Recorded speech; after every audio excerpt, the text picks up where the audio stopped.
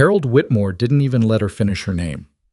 Eleanor Ashcombe had barely stepped off the train, her traveling bag still swinging from her hand, when the man who had written her 43 letters over 8 months looked her over once, head to foot, like she was livestock at auction, and turned to his mother.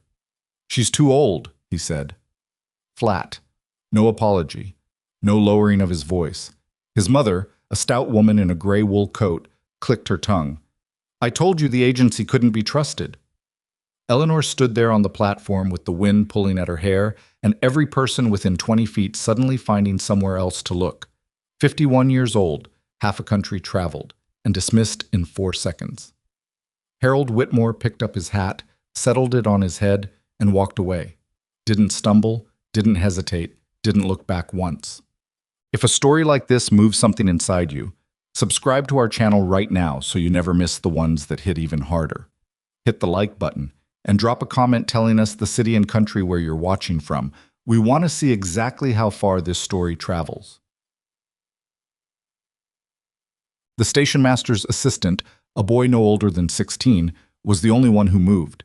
He stepped forward and asked, in a voice not yet settled into a man's register, whether she needed help with her bag. Eleanor looked at him for a moment. Then she said, "No, thank you." She didn't say it coldly. She said it the way a person says something when they're using every available piece of themselves to stay upright. The platform at Denton Hollow was not a grand place. It was a long stretch of weathered planks fronting a single-track rail line that cut through the high Wyoming grassland like a seam poorly stitched. There was a water tower badly in need of repainting, a freight shed with a rusted lock, and a hand-painted sign that read, "Denton Hollow, Pop." 214 in letters that had faded to near invisibility. A cluster of maybe 30 people had gathered to watch the mail train come in, which in a settlement that size passed for entertainment. They had all seen what happened. Not one of them came forward. Eleanor set her bag down on the boards beside her trunk and stood very still while the train built up steam behind her and eventually groaned back into motion and rolled south, taking with it the last connection she had to anything familiar. She watched it go. She didn't cry, not because she wasn't capable of it, not because she was made of harder stuff than other women, but simply because there was nothing left in her chest to wring out. The crying had happened in the weeks before she boarded that train, in a small rented room in Cincinnati after she'd sold her late father's remaining tools and sent her last letter to the Westward Placement Agency confirming her departure date. She had used up her tears early. What remained was something quieter and considerably more dangerous, a very clear-eyed understanding of exactly how alone she was. The crowd thinned, people moved on with their mornings. A few women leaned toward each other and said things Eleanor couldn't hear, but could guess the shape of from the angle of their heads. A man in a leather apron, a smith of some kind, from the look of his hands, glanced at her once, then twice, then walked toward the main street without speaking. She needed to think. She was 51 years old, which Harold Whitmore had apparently considered disqualifying, though she'd stated her age plainly in every letter she wrote, and he had never once raised it as a concern. She had good health, considerable practical knowledge, and enough money remaining for perhaps 4 nights at a boarding house and a one-way ticket back east. Though back east meant nothing now, since there was no east anymore. Not really, just a room she no longer rented and people she no longer knew. She had come here because the alternative was standing still, and standing still had never suited her. She picked up her bag. She would need to find the boarding house, if Denton Hollow had one. She would need to find out what it cost. She would need to sit down somewhere quiet and figure out what came after being the woman who got rejected before she even finished saying her own name on a train platform in front of 30 strangers. She had taken perhaps 6 steps toward the main street when she noticed the man standing at the far end of the platform. He had not been part of the crowd, exactly. He stood slightly apart from it, leaning against one of the platform's support posts with his arms loose at his sides, and he was looking at her. Not the way the others had looked, not with pity or curiosity or the faint meanness of people who feel better seeing someone else's humiliation. He was just watching. He looked to be somewhere in his early 40s, with a face that had been outdoors most of his life and hadn't been particularly sheltered before that. His coat was clean but old. His boots were the boots of someone who used them. He had brown eyes that caught the morning light in a way that made them look temporarily warmer than they probably were. Eleanor met his gaze. He didn't look away, and he didn't say anything. And after a moment, Eleanor decided she didn't have the energy to spend on wondering about him, and she turned back toward the street. "The Mabry place rents rooms," he said. She stopped. "3 doors past the dry goods," he continued. "Martha Mabry. She's fair about the price." Eleanor turned back around. "Thank you," she said. "It's not much of a town," he said, "but the boarding house is clean." "I wasn't planning to stay," she said, and even as she said it, she wasn't entirely certain it was true. He nodded, like that was a reasonable thing to say, and also like he didn't quite believe it either. Then he straightened up from the post and stepped off the platform onto the dirt street below and walked away in the opposite direction from the main drag, south, toward where Eleanor could just make out the distant line of fence posts marking the beginning of grazing land. She watched him go for a moment longer than she intended to. Then she picked up her trunk. It was heavy, and her shoulder complained about it immediately, and headed toward the dry goods store to count the doors. Martha Mabry was a small, fast-moving woman somewhere in her 60s who asked very few questions, which Eleanor appreciated more than she could properly express. The room was on the second floor, with a window that faced east and let in good morning light. The mattress was old, but the linens were clean. There was a washstand, a chair, a small table, and a hook on the back of the door. "Breakfast is at 7, Martha said. "Supper at 6. If you want hot water for the basin, you need to ask the night before." "All right," Eleanor said. Martha paused in the doorway. She had small dark eyes that moved quickly and took in everything. "I saw what happened at the station," she said. Eleanor set her bag on the chair and did not turn around. "Harold Whitmore is a fool," Martha said. "Has been since he was 11 years old. His mother made him worse." She said it without particular heat, the way you state a fact you've had occasion to state many times. "Supper at 6. And she left. Eleanor sat down on the edge of the bed. The room was quiet except for the sound of the street below. Horses, voices, someone's screen door banging in the wind. She sat there for a while and looked at her hands in her lap, which were the hands of a woman who had worked most of her life and didn't regret it. She was 51. She was not too old to do the things that needed doing. She was not too old to be useful. She was not too old, whatever Harold Whitmore's 4-second evaluation had determined, to matter to someone. She lay back on the bed without removing her boots and stared at the ceiling. She did not sleep. She didn't try. She just let herself be horizontal for a while, which was something, and she thought about what the next reasonable step looked like. The next reasonable step, it turned out, looked like breakfast at 7 the following morning at a long table shared with 2 traveling salesmen, an older couple named Cotter, who were passing through on their way to their daughter's homestead, and a young woman with a baby who was waiting for her husband to come back from wherever he'd gone. Eleanor ate the eggs and drank the coffee and listened to the Cotters talk about their grandchildren without particularly wanting to participate. It was the older salesman who brought it up, without any awareness that she was the subject of it. "Heard there was some business at the station yesterday," he said to no one in particular, helping himself to more toast. "Mail order business gone sideways." The younger salesman looked at his coffee. "Harold Whitmore," the Cotter husband said. "Not surprised." "What happened?" the Cotter wife asked. "Sent the woman back, is what I heard. Said she was too old." The older salesman shook his head, which Eleanor supposed was meant to convey sympathy. "Terrible business, that agency arrangement. Never know what you're going to get." Eleanor set down her fork, picked it up again, took another bite. It was the Cotter wife who noticed. She was a woman with the particular attentiveness of someone who has watched people for a long time. And she looked at Eleanor and then looked away, and then cleared her throat and said to the salesman, "How's the road north of town this time of year?" Which was a kindness. Eleanor filed it away. She spent the morning walking. Not because she had anywhere to go, but because sitting in the room made the walls feel closer than they were, and she needed to see the shape of the place, understand what it was and wasn't. Denton Hollow was small. The main street ran perhaps 4 blocks before giving up, but it had a quality to it, a stubbornness, the way frontier settlements sometimes did. The buildings were rough but meant to last. The people moved with purpose. There was a school at the north end of town, recently whitewashed.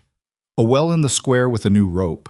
Someone, somewhere, was investing in the idea that this place would still be here in 20 years. Eleanor stood outside the school for a moment and listened to the voices inside, children reciting something, probably arithmetic, and felt something shift in her chest that she couldn't quite name. She turned around and nearly walked directly into a woman she'd last seen on the platform. Agnes Whitlow was perhaps 60, with silver hair arranged with considerable precision and an expression of settled authority that suggested she'd been the most important woman in Denton Hollow for long enough that she no longer had to announce it. She was beautifully dressed for a prairie settlement, too beautifully, Eleanor thought, which meant the beauty was deliberate and pointed. "Miss Ashcombe," Agnes said. Eleanor had no idea how the woman knew her name. "I heard about your situation," Agnes said. She didn't say this with cruelty, exactly. She said it with the particular warmth of someone who enjoys knowing things other people don't know, which Eleanor recognized because she had met women like this before in Cincinnati, and in the 3 other towns she'd passed through on her way to this one. "I hope you're not too distressed." "I'm fine," Eleanor said. "Harold is very particular," Agnes said. "His first wife was delicate. He got used to a certain type." She smiled. It reached her eyes in a way that felt calculated. "Of course, at our age, I say our age because I think we're near the same, you and I. At our age, one has to be realistic." Eleanor looked at her steadily. "Realistic about what?" Agnes waved one hand, a small dismissive gesture. "Prospects," she said.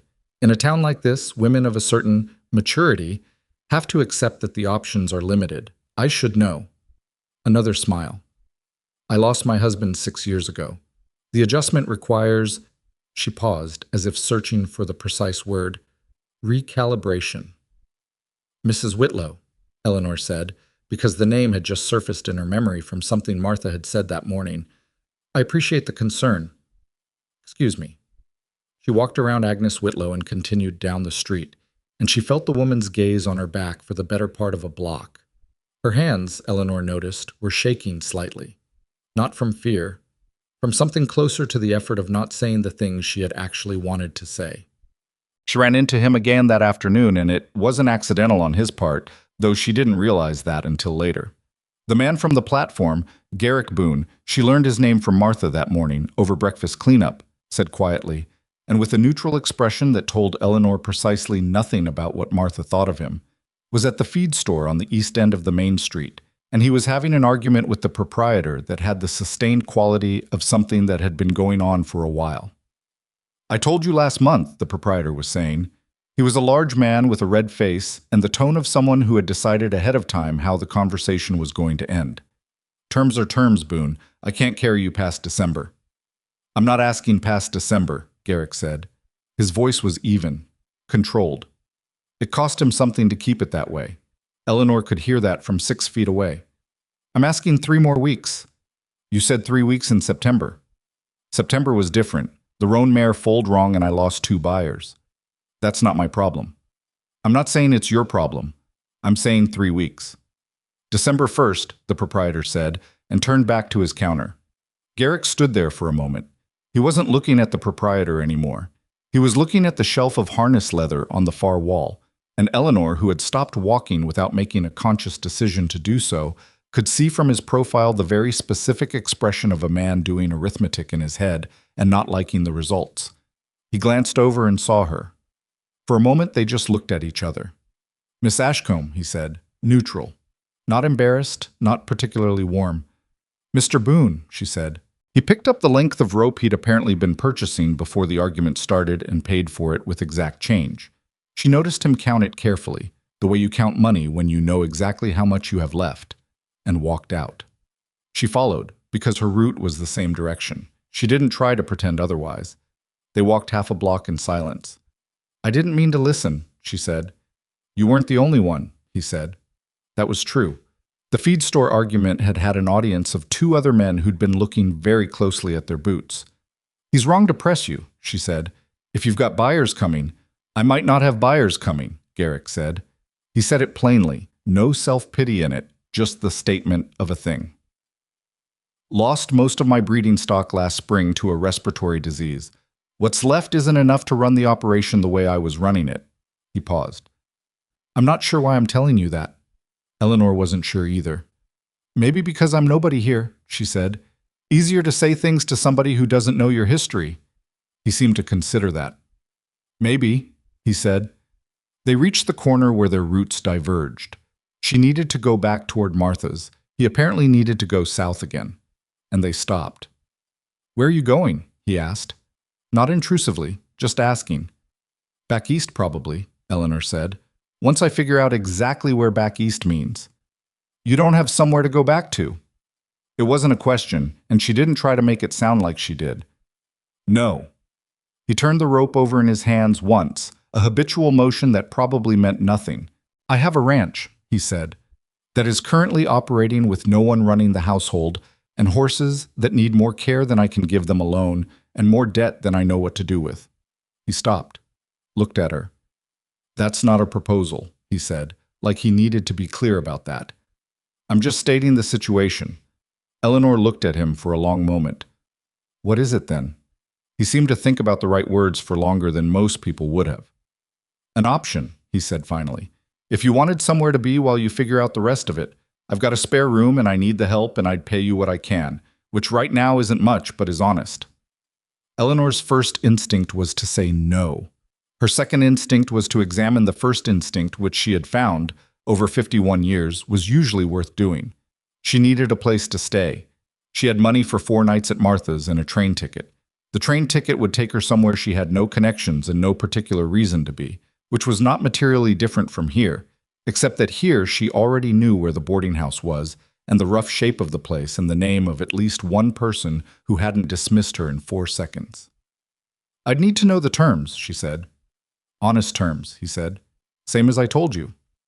That's not specific enough. He almost smiled. It didn't quite get there. Fair point, he said. They stood there on the corner in the cold Wyoming afternoon while he laid out the terms, which were in fact specific and in fact honest, and Eleanor asked 3 clarifying questions, and he answered them without deflecting, and by the time they were done the sun had moved meaningfully, and a man walking past had glanced at them twice. I'll think about it tonight, Eleanor said. That's reasonable, Garrick said. He went south, she went north, and Eleanor walked the 3 blocks back to Martha Mabry's boarding house, turning over the conversation in her head, examining it the way she'd learned to examine things, not looking for what she wanted to find, but for what was actually there. What was actually there was a man who was struggling and wasn't asking her to fix it. A man who had offered something practical because the situation was practical. A man who had made a clear, bounded offer with nothing hidden in it that she could detect. What was also there, and this was the thing she kept turning over longest, was the fact that he had watched her on that platform, and he hadn't looked at her like she was something damaged. She told Martha that evening, over the supper dishes, that she was considering the offer. Martha handed her a plate to dry without looking up. Garrick Boone, she said. Yes. He's a serious man. She handed Eleanor another plate. Keeps to himself. Lost his wife 6 years ago. Fever. Took her in 2 weeks. He's been running that ranch alone since, which tells you something about his stubbornness and something about his grief. What does it tell you? Martha thought about it with the care of someone who doesn't say things loosely. Tells you he doesn't ask for help easy. If he asked you, he means it. She paused. Also tells you the ranch is probably worse off than he's letting on. I know, Eleanor said. I'm factoring that in. Martha handed her the last dish. Agnes Whitlow won't like it. I gathered. She's been trying to buy that land for 2 years. If Garrick has to sell, she gets it cheap. Martha dried her own hands on the kitchen towel. You being out there complicates her plans, whether she knows it yet or not. Eleanor set the dried plate carefully with the others. She hadn't known that part. She filed it alongside everything else she was carrying. He's a good man, Martha said, which was a thing Martha Mabry clearly did not say loosely. Complicated and stubborn and closed off in ways that would try anyone's patience. But good. Eleanor nodded. She went upstairs and sat at the small table by the window and looked at the street below for a long while. And she thought about Harold Whitmore saying too old in a voice with no embarrassment in it. And she thought about the long train ride across country with all her belongings in one trunk. And she thought about her late father's farm, where she'd learned to read soil and weather and the stubbornness of living things that wanted to survive. She thought about the school she'd heard while standing on the street. Children doing arithmetic, someone believing the town would last. She made up her mind. In the morning, she sent word with the Mabry boy that she'd take the offer, and by mid-morning she had her trunk loaded onto Garrick Boone's wagon and was riding south through the yellow grass toward a ranch she had never seen, sitting beside a man she'd spoken to 3 times. Neither of them said much on the way out. The road was rough enough to excuse it. What Eleanor saw when they came over the last rise and the ranch spread out below them was not what she'd hoped for, and not quite as bad as what she'd feared. The house was solid, built right. She could see that, the kind of construction that meant to outlast its builder. But the yard was a study in deferred maintenance. Fences sagged where posts had rotted and not been replaced. The kitchen garden was a weed lot. The barn roof had a visible sag at the east end that would not survive a hard snow. 2 horses stood in the near corral looking thin and generally unenthusiastic about life. The 3rd horse was in a separate smaller pen, alone. Eleanor watched it as the wagon pulled past. It stood at the far end of the pen with its head low. Not grazing, just hanging. Its left foreleg was wrapped, and the wrap was old. "That's Cinder," Garrick said, which was the most he'd said in the last half hour. "He was my best horse. Found her 3 years ago. Most people thought I should put him down. But you didn't." "He carried me through the worst 2 years I've had," Garrick said, in a tone that made it clear that was the entire explanation. Eleanor looked at the horse for another moment. "How's his hoof?" "Bad days and less bad days." "I'd like to look at it." Garrick glanced at her sideways. "You know horses?" "My father raised them on the side," she said. "I know enough." He nodded and pulled the wagon up to the house. He got down and offered her a hand for the step, which she took because the wagon was high and not out of any other reason. And when her feet hit the ground, she stood for a moment and looked at the house and the yard and the hills beyond, and she felt something she hadn't expected to feel. Not hope, exactly. Something more sober than that. The recognition of a problem she understood, an understanding of what needed doing, and a quiet confidence that she knew how to begin. She was not too old to begin. She had never been too old to begin. She turned to Garrick and said, "Show me the house." He led her inside. The inside was the same as the outside, but built right, maintained poorly. Not dirty, exactly. A man living alone doesn't make the same messes a family does. But it had the feel of a place that had stopped being cared for in some basic way, the way a thing stops being cared for when the person who loved it is gone. She walked through the kitchen, the main room, the back room where the supplies were stored. She opened doors and looked at what was behind them without comment. In the supply room, she counted what was there against what she estimated they needed, and she already understood 3 things that had to happen before the first week was out. She came back to the main room where Garrick was standing, looking somewhere between uncomfortable and braced. "The roof on the east side of the barn will go in the first snow," she said. "I know." "The fence along the north pasture, how many posts need replacing?" "Most of them." "Do you have the lumber?" "Some." "I'll need a list of what's owed and to who," she said, "not to pry. To understand what we're working with." He was quiet for a moment. "That's a lot of trust to extend in the first 10 minutes. "Yes," she said, "but it's how I work. If I can't see the whole situation, I can't help with any of it, and if I can't help with any of it, I might as well go back to the boarding house." He looked at her for a long moment. Then he went to the desk in the corner of the main room and opened the bottom drawer and took out a folder and held it out. She took it. She sat down at the kitchen table and read through it carefully while he stood by the window and looked out at the corral. It took her a while. The numbers were not good, but they were not incomprehensible, and she had seen worse come back from the edge with the right sequence of decisions. She closed the folder and set it down. "It's manageable," she said. "It won't be easy and it won't be fast, but it's manageable." He turned from the window. "How?" "I have some ideas," she said. "But first I need to go look at that horse's hoof, and then I need to see the kitchen stores, and then I'd like to sleep on it." She stood up. "Where's the spare room?" He showed her. It was small, with a window facing west. The mattress was similar to the one at Martha's, old, honest. There was a hook on the back of this door, too. "It's fine," she said. "All right," he said. "Mr. Boone." He paused in the doorway. "I want you to know," she said, "that I'm not here as a charity case, and I'm not here as something else either. I'm here because the situation made sense, and because I needed somewhere to be, and because I think I can actually help." She looked at him steadily. "That's all." He looked back at her the same way. "That's enough," he said. He left her to settle in. Eleanor sat on the edge of the bed and let the quiet of the place sit with her for a moment. Outside, the wind moved through the grass. One of the horses in the near corral moved, hooves soft on the packed dirt. Somewhere far off, a hawk called once and went silent. It wasn't what she'd planned.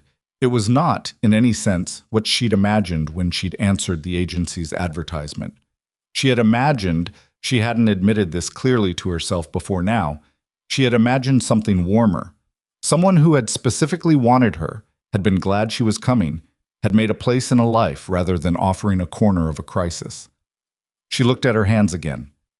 51 years old, and the life she'd imagined when she was 35 had not materialized, and the life she'd imagined when she was 45 had gone sideways in ways she hadn't predicted. And here she was now in a strange room in Wyoming with the smell of horses coming through the window and a folder full of sobering numbers on the kitchen table. She could leave. She had established that clearly in her own mind. She was here by choice, and she could leave by choice, and that was important. She was not going to leave. She stood up, hung her coat on the hook, and went to go look at the horse. Cinder stood at the back of his pen when Eleanor climbed the fence and stepped in. He watched her come with the particular attention of an animal that has learned to read human intentions and has found them, more often than not, to be the bad kind. She moved slowly. She didn't speak. She let him smell the back of her hand when she was close enough, and he did. Long, considering breaths, the way a horse decides whether you're worth the energy. He let her get closer. She crouched down and began unwrapping the old bandage on his left foreleg, and she felt him tense, and she kept her hands gentle and her movements unhurried, and after a few seconds the tension eased enough for her to continue. The hoof was bad. Not as bad as she'd half expected. There was still good material there to work with, but it had been neglected in ways that were specific and fixable if caught now, and likely unfixable if allowed to continue. She rewrapped it with a clean strip of cloth she'd found in the supply room, which was not ideal but was better than what was there, and she sat back on her heels in the dirt of the pen and looked at the horse. Cinder looked back at her. "You've been here a while," she said to him. "I understand." He dropped his nose toward her shoulder, not quite touching. She heard the fence creak and looked up. Garrick was leaning on the top rail, watching. "He doesn't let most people in the pen," Garrick said. "He's in pain," Eleanor said. "Animals in pain want contact more than people think. They just want it from someone they trust." She stood up and brushed the dirt from her knees. "The hoof needs proper treatment. I can walk you through what's needed. Do you have a farrier?" "The nearest one is in Harlan, 12 miles. How often does he come out?" Garrick's pause was answer enough. "I'll write down what you need to get from the feed store," Eleanor said. "Some of the treatment I can do myself. I've done it before. The rest will need the farrier, but if we start now, we've got a better chance." Garrick was quiet for a moment. "Why does it matter to you?" he asked. Not unkindly, genuinely wanting to know. Eleanor looked at the horse. "Because he's trying," she said. "You can see it. He gets up every morning and stands in this pen and tries." She looked up at Garrick. "That deserves something." Garrick said nothing for a long moment. When he finally spoke, his voice was different, quieter, something stripped down in it. "Yeah," he said, "it does." He pushed off the fence and went back toward the barn. Eleanor stood in the pen a moment longer. The wind came down from the north, carrying the early cold of the coming season, and she turned her face into it without flinching. She had a great deal of work to do. She was not, whatever anyone in this town believed, too old to begin. The first week was harder than Eleanor had expected, which was saying something because she had not expected it to be easy. She had worked hard her whole life. She knew what hard work felt like, knew the particular weight of it at the end of a long day, knew how it settled in your back and your hands and the space behind your eyes. This was different. This was the kind of work that came with no clear endpoint, no tidy sense of completion, no moment where you could step back and say, "There, that's done." Every problem she solved on Garrick Boone's ranch revealed two more underneath it, the way peeling wallpaper sometimes reveals the rot behind the plaster. The kitchen garden she cleared and turned in 2 days, working from first light until her shoulders stopped cooperating.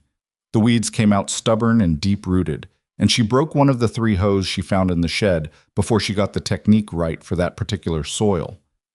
The patch wasn't large enough to be ambitious about, not this late in the season, but she got winter kale and late turnips in before the window closed, and that was something. Not everything, but something. The fences along the north pasture were worse than Garrick had indicated when he said most of them. She walked the line on the second morning and counted 31 posts that needed replacing before snow, and Garrick had lumber for maybe 14. She didn't say anything about the discrepancy immediately. She went back to the house and made a list of what they had and what they needed and what the rough cost of the difference was, and that evening she set it on the table during supper and slid it across to him without comment. He looked at it for a long while. His jaw moved slightly, the way it did when he was working through numbers. "I know," he said finally. "I'm not criticizing," Eleanor said. "I need to know which sections are most critical. We work those first and leave the rest until we can afford the lumber." He pointed to 2 sections on a rough sketch of the property line without looking up. "These 2, he said. "The rest can wait if we have to." "All right," she said. They ate the rest of supper without talking, which had become, she noticed, a reasonably comfortable silence rather than an uncomfortable one. That was the thing about Garrick Boone. He didn't feel the need to fill space with sound, which was both a relief and, occasionally, a particular kind of difficulty, because sometimes you wanted to know what was going on behind those quiet eyes, and you simply couldn't tell. The second week was when the horses started to improve. Eleanor had found, in a corner of the supply room behind a crate of old harness parts, a tin of pine tar and a partial bag of what she needed for Cinder's hoof treatment. She supplemented what was missing with a careful trip to the feed store in Denton Hollow, which she made alone while Garrick was working the fence line, because she'd done the math, and the supply of things the ranch needed versus the money available was a problem. She was quietly managing from the edges, stretching what was there as far as it would go without making him feel managed. The farrier from Harlan, a taciturn man named Pullum, came out on a Thursday and spent an hour with Cinder, and then came to find Eleanor rather than Garrick, which she noticed but didn't remark on. "You been treating this hoof?" Pullum asked.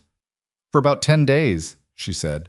He looked at her with the long, assessing look that reminded her of the way serious men look at things they are being asked to evaluate fairly. "It's responding," he said. "Whoever did the pine tar work did it right." "What does he need going forward?" Pullum told her. She wrote it down. He charged her less than she'd expected, which meant either his prices were fair or he'd seen the state of the ranch and made a quiet adjustment, and she chose not to investigate which. When Garrick came in at the end of the day, she told him what Pullum had said. "He's going to make it," Garrick said. He said it quietly, looking at something in the middle distance. "Yes," Eleanor said. "With consistent treatment, he should be weight-bearing on that leg by spring." Garrick nodded. He didn't say anything else, but that evening after supper he stayed at the table longer than usual, and when Eleanor came back through after checking the stove, she saw him sitting with his hands flat on the tabletop and a look on his face that she couldn't fully read, but that suggested something had shifted slightly in him. Like a gear that had been stuck had moved, just barely, to a new position. She left him to it and went to bed. The gossip arrived before the third week did. Eleanor heard it first from Martha Mabry, who rode out on a Saturday morning with a covered dish she said was extra from a baking she'd done, which was true and also clearly not the only reason for the visit. Martha sat at the kitchen table while Eleanor poured coffee and said, without particular preamble, "People are talking." "I assumed they would be," Eleanor said. "It's not pleasant," Martha said. "What are they saying?" Martha wrapped both hands around her coffee cup. "That you positioned yourself, after the Whitmore business, with nowhere to go and a man alone on a ranch with debt he can't manage." She paused. Some of it's Agnes Whitlow's voice behind it. You can hear her in the particular way it's being said. Eleanor sat down across from her. "And what do you think?" "I think I know what I see," Martha said. "I've seen women who maneuver and women who work, and I can tell the difference." She drank her coffee. "I thought you should know." "I appreciate it," Eleanor said, and meant it. After Martha left, Eleanor stood at the kitchen window for a while. The gossip didn't surprise her. She had understood from the moment she'd said yes to Garrick's offer that this was how it would look to the town. A rejected mail-order bride moving in with a struggling widower within 48 hours of her arrival. She could see exactly how that picture looked to people who didn't know the terms or the practicality of it. What she hadn't quite prepared herself for was how much she minded. She had thought she wouldn't, She had told herself the opinions of strangers didn't matter, and she'd half believed it, but standing at the window in the quiet of the kitchen, she found that she minded more than she'd estimated, and that minding it made her angry, and the anger was slightly too big to be entirely about the gossip. She was still standing there when Garrick came in from the barn. He came through the door and stopped when he saw her face. He was getting slightly better at reading her, which cut both ways. "What happened?" he said. "Martha came by." She told him what Martha had said. She told it plainly, without inflection, because inflection would have introduced something she didn't want in the room. Garrick set his hat on the hook by the door. He didn't say anything for a moment. Then he said, "I'll talk to Ferris at the dry goods. He's the one who usually carries these things." "No," Eleanor said. He looked at her. "No," she said again. "Don't defend me to people. I don't need that." "Eleanor." "I'm serious," she said, and there was enough in her voice that he stopped. "If you go around explaining me to people, it looks like there's something that needs explaining. There's nothing that needs explaining. We made a practical arrangement and it's working. Let them say what they say." He studied her for a long moment. "That's harder than you're making it sound," he said. "I know," she said, "but it's right." He looked at her for another beat. Then he went to pour himself coffee and didn't push it further. It was, Eleanor thought, one of the things she was learning to appreciate about him. He argued with her when he disagreed, but he didn't argue past the point where the argument was actually about the thing. Agnes Whitlow came out to the ranch on a Tuesday. Eleanor was in the kitchen when she heard the buggy, and she looked out the window and recognized the woman immediately. That particular quality of arrival that suggested the arriving person expected to be received, not merely greeted. Agnes came to the front door and knocked the way people knock when they've already decided the door is going to open. Eleanor opened it. Agnes looked past her, into the house, the way some people look past whoever opened the door toward whoever they actually came to see. "Is Garrick in?" "He's on the south fence," Eleanor said. "He'll be another hour, probably. Can I give him a message?" Agnes brought her gaze back from wherever it had been traveling and settled it on Eleanor with a particular considered quality. "I'll wait," she said. Eleanor stepped back and let her in, because turning her away would have been a scene, and the scene would have been worse than the alternative. Agnes came in and looked at the main room with the slightly assessing attention of someone taking inventory. "You've straightened the place up," Agnes said. "Some," Eleanor said. "It was a disaster the last time I was here." Agnes sat down in the chair by the window. Garrick's chair, Eleanor had noticed, though she didn't say so. "Garrick doesn't have a gift for managing a household." "He's been managing a ranch alone," Eleanor said. "The household was secondary." "Yes? Well." Agnes set her small handbag precisely on her knee. "How long do you plan to stay?" Eleanor poured coffee for them both, partly because it gave her something to do with her hands, and partly because civility was a useful tool. "That depends on how things develop," she said. "I'll be honest with you," Agnes said, which Eleanor had learned was a phrase that almost never preceded honesty. "Garrick Boone is a proud man. He'll accept help longer than is good for either of you before he admits he can't solve his own problems." "He seems fairly clear-eyed about his situation to me," Eleanor said. "He has a lot of debt," Agnes said, adjusting her tone very slightly, going a degree warmer. "And this ranch, the land itself, it's worth considerably more than the operation currently reflects. The right buyer could give him a way out that he wouldn't have to be ashamed of." There it was. Eleanor looked at Agnes steadily over her coffee cup. "You're talking about yourself," she said. Agnes smiled. "I've offered twice already. He's declined twice. But his circumstances were different then." She glanced around the room again. "I don't think your presence changes the underlying reality. The debt is still there." "The debt is being managed," Eleanor said. "With what resources exactly?" Eleanor set down her cup. "Mrs. Whitlow," she said, "I think Garrick should hear whatever you have to say, and I think you should say it to him directly. I'll tell him you came by." Agnes held her gaze for a moment, and what was in her eyes was not quite hostility. It was something more calculated than that, the look of a woman who has learned to keep her real intentions coated in the appearance of pleasantness. "Of course," she said. She stood, smoothed her skirt, and went to the door with the self-possession of someone who considers leaving to be just as much an entrance as arriving. At the door she stopped. "You seem like a competent woman," she said. "I'm sure you'll find your way to something suitable. But this particular situation, she gestured at the room, the house, all of it, isn't stable, and I'd hate to see you caught in the collapse. She left. Eleanor heard the buggy move away down the track. She stood in the main room for a moment with her coffee cooling in her hand, and something sharp and fully formed moving through her that wasn't quite anger she'd already had once this week, but was closer to a very clear and specific decision. She was not going to be warned off this ranch by a woman who wanted the land underneath it. She went back to the kitchen and started on supper. When Garrick came in, she told him about Agnes's visit the same way she'd told him about Martha's information, plainly, with the relevant details, without dramatic coloring. He listened without interrupting. When she finished, he was quiet for a moment, and then he said, "She'll come back." "I know," Eleanor said. "What do you want to do when she does?" "Same thing I've done twice before," he said. "Tell her no." "She thinks the debt makes you vulnerable to a different answer." He looked at her. "Does the debt make me vulnerable to a different answer?" "Not if we keep working the problem," Eleanor said. "No." Something moved in his face. Not quite relief. Not quite the opposite. "All right," he said. Supper was quiet that night. Not the easy quiet. There was something sitting in it between them. Not unpleasant exactly, but substantial. The weight of two people understanding something about a shared situation that hadn't needed to be said aloud. After Garrick pushed back from the table, and she was at the basin, he said, from behind her, "I'm glad you didn't let her shake you." Eleanor didn't turn around.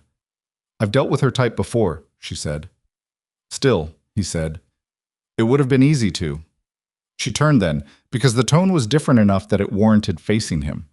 He was looking at her with that expression she still couldn't fully catalog, serious, something underneath it that was still learning whether it was allowed to come up to the surface.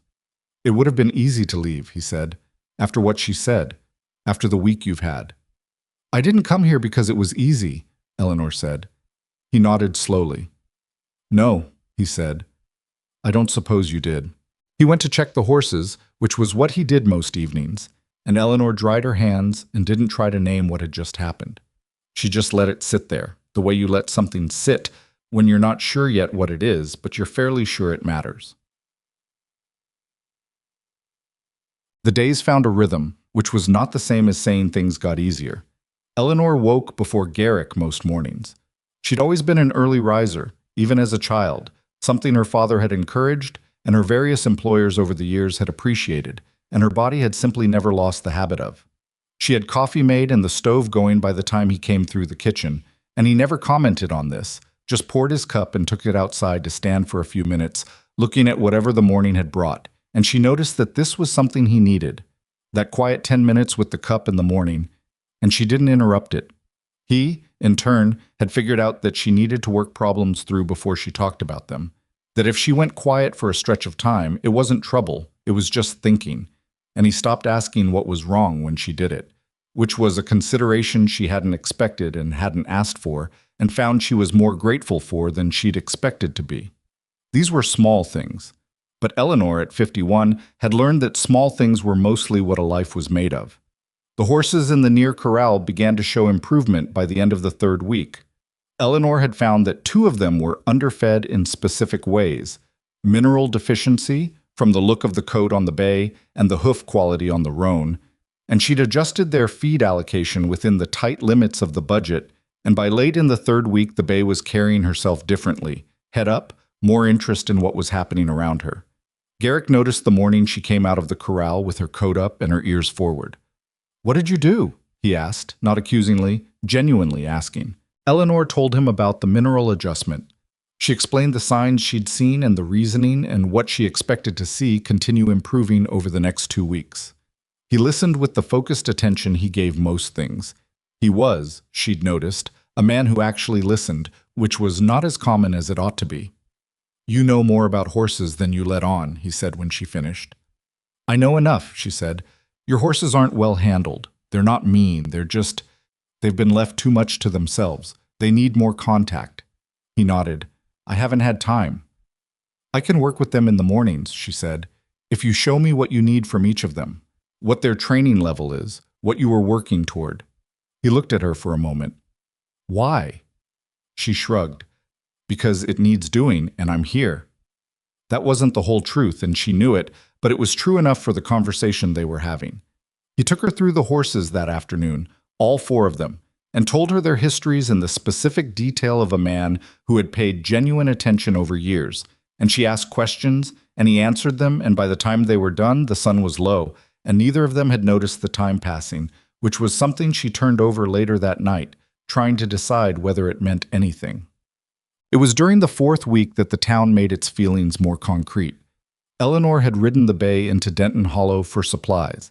She'd asked Garrick if she could take the horse, because riding was faster than the wagon for a short list, and he'd said yes without hesitation, which had pleased her in a way she didn't examine too carefully. She tied up outside the dry goods and went in with her list. The store was not empty. There were 3 women inside, none of whom she knew by name, though she recognized one of them as a woman who had been on the platform the day she arrived and had leaned in to whisper something to the person beside her. The conversation stopped when Eleanor came in. This was not, in itself, unusual. People stopped conversations when strangers came in. But this had the specific quality of a conversation that stopped because it was about the person who had just walked in, and Eleanor had been alive long enough to know the difference between the two. She went to the counter with her list. The proprietor, Ferris, she knew him from Martha's description, was a man in his 50s who managed to be simultaneously efficient and disengaged, which she supposed was a useful quality in his position. He read her list and started pulling items without comment. Behind her, the conversation resumed at a lower volume. She caught fragments, enough to understand the shape without hearing every word. Boone's Ranch. Taking over. What exactly is the arrangement up there? She had heard this kind of thing before, but hearing it about yourself in a specific small town where everyone knew everyone, with the items for Garrick's household being assembled on the counter in front of her, had a particular texture. She paid for the items, took the box, and turned around. The 3 women looked at her. 2 of them looked away quickly. The third, the one from the platform, held her gaze for a moment longer. Eleanor looked at her steadily, not with hostility, just with the flat patience of a woman who has already decided she doesn't require anyone's approval and is simply waiting for the moment to pass. The woman looked away. Eleanor went out to the bay and loaded the box into the saddlebag and rode back to the ranch. She was most of the way home before she admitted to herself that her hands had been shaking on the reins for the first 2 miles. Not from fear, from the particular exhaustion of constantly being the object of other people's certainty about who she was and what she was doing. She put the bay up and carried the supplies in and started on supper, and by the time Garrick came in from the fence work, she was fine. Not performing fine, actually fine, the way you get to fine when you've been through enough that you know you can survive the thing you just survived. "How was town?" he asked, taking his hat off. "Fine," she said. He looked at her. "What happened?" "Nothing specific," she said, which was true. Nothing specific had happened. No one had said anything to her face. No scene had been made. "Eleanor." She turned around. He was standing in the doorway between the hall and the kitchen, and he had that expression, the one she still couldn't fully catalog. And there was something in it now that was different from the previous versions. More direct, maybe. More willing to be seen. "People talk," she said. "I know what they're saying. I can handle it." "I know you can," he said. "I'm asking if you're all right." The distinction was slight, but it registered. She looked at him for a moment. "I've been better," she said, honestly, "but I'm fine enough." He nodded. He went to pour water for washing up, and he didn't push further, and she was grateful for that, and also, in some smaller way she was still not ready to examine, she was glad he'd asked. The week after that was when Agnes Whitlow moved from inconvenience to something closer to a direct problem. Word reached Eleanor through Martha, who had continued her Saturday visits, which Eleanor had come to value in ways she hadn't anticipated, that Agnes was telling people Garrick had been taken advantage of. Not that Eleanor was after his land, exactly. That line had apparently been adjusted. Now the story was that Eleanor had inserted herself into Garrick's life during a vulnerable moment and was making decisions above her station, running up debts at the feed store in his name, overstepping. The debt at the feed store was real. Eleanor had authorized a supply purchase on credit after discussing it with Garrick and confirming he agreed, but the framing was not. "Is Garrick aware of what she's saying?" Eleanor asked Martha. Tom Ferris mentioned it to him at the feed store this week, Martha said. From what I understand, Garrick told him exactly what the arrangement was and walked out. Eleanor exhaled. Good. Agnes is also telling people the ranch is about to go under and she's the only sensible alternative, Martha said. She's building a case is what she's doing, for when Garrick finally has to make a decision. Eleanor thought about this for a long time after Martha left. She sat at the kitchen table with her hands around a cooling coffee cup and turned it over from different angles the way she worked through most problems. Not looking for the answer she wanted, but for the one that was actually there. The ranch was not about to go under, not if things continued as they were going. The debt was still serious, but two of Garrick's former buyers had made contact this month about spring horses because word had gotten out, through Pullum the farrier, she suspected, that the operation was cleaning itself up. The horse's condition was improved and visible to anyone who came to look. Garrick had gotten one new contract already, which covered a meaningful piece of the winter expenses. It wasn't recovery yet, but it was the shape of recovery, if you knew how to look at it. Agnes Whitlow was making her move now because she knew that too. If the ranch stabilized, the land was no longer available at the price distress would command. Eleanor pushed her coffee cup away and stood up and went to the desk in the corner where Garrick kept his account books. She sat down and opened them and began to work. She was still there when Garrick came in 2 hours later. He stopped in the doorway of the main room and looked at her at his desk with the account book spread around her and a ledger page of her own calculations beside her, and his face went through several things in quick succession. I'm not going through your books without permission, she said before he could say it. I should have asked first, but something Martha said made me want to check a few figures and She stopped. I should have asked first. He came over to the desk and stood beside her and looked at what she had. For a moment he didn't say anything. Then he pulled the second chair over and sat down. Show me, he said. She showed him. She walked him through the calculations she'd done. The current debt against the projected income from the spring contracts, the estimated cost of the remaining fence work, the supply cost for winter, what they realistically needed to get through to spring buying season, and what they had versus what they needed. He followed it all. He asked 2 questions that were specific and relevant. He caught one arithmetic error she'd made and corrected it without comment, just wrote the right number in. When she finished, there was silence. We can make it to spring, he said. Yes, she said. Not comfortably, but yes. If nothing else goes wrong. Something will go wrong, Eleanor said. Something always does. But the margin is there if we're careful. He looked at the ledger page for a long time. Then he said, Agnes came to see me. Martha told me. She offered again. Better number this time. He was quiet. I told her the ranch wasn't for sale. Is that still true? Eleanor asked, carefully. He looked at her. Why would it not be? Because it's a lot to hold on to, she said, with everything it costs. Some people would take the easier way. He was quiet for a moment, and then he said something she hadn't expected. My wife planted those apple trees in the south yard, 4 of them. She planted them the first spring we were here, and she said she wanted to see them bear. He looked at the desk. She didn't live to see the first apple, but they bear every year now. He paused. I can't sell the trees. Eleanor looked at him. He looked back, and for a moment his face was entirely unguarded. No controlled expression, nothing measured. Just the face of a man who had been carrying something heavy for a long time, and had, just now, briefly set it down in front of someone else. All right, she said quietly. All right, he said. He got up and went to check the stove, and the moment closed up behind him, the way such moments do, and Eleanor sat at the desk for another minute before she gathered the ledger pages and closed the account books and placed them exactly where she'd found them. Outside, the wind had come up again from the north. Cinder called once from his pen, a sound that carried clearly through the walls. Eleanor went to the window and looked out at the dark yard and the dark hills beyond it, and she felt, with a specificity she hadn't felt in a long time, that she was where she was supposed to be. Not because it was easy, or because anyone had welcomed her here, or because the future was clear, but because the work was real, and the man was real, and the problem was solvable if you were willing to see it clearly. She had always been willing to see things clearly. It was, she thought, possibly her best quality. She turned from this window and went to help with supper. The thing about a life built on careful decisions was that it didn't prepare you for the moments when careful stopped being an option. Eleanor had understood this in an abstract way for most of her adult life. She had seen it in other people. The farmer who planned every season meticulously and still lost a crop to a late frost.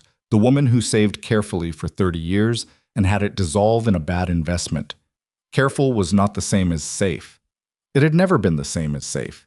It was just the best available approach to a world that didn't particularly organize itself around human plans. She understood it less abstractly in the weeks that followed the evening at the desk with Garrick's account books. The work continued, and the work was good. She meant that genuinely, not as consolation. The horses were responding. The bay, whose name turned out to be Della, had stopped flinching when Eleanor reached for her head collar, which represented a significant improvement from the first week. The roan, a 5-year-old gelding Garrick called Pepper, had more energy now and was moving differently.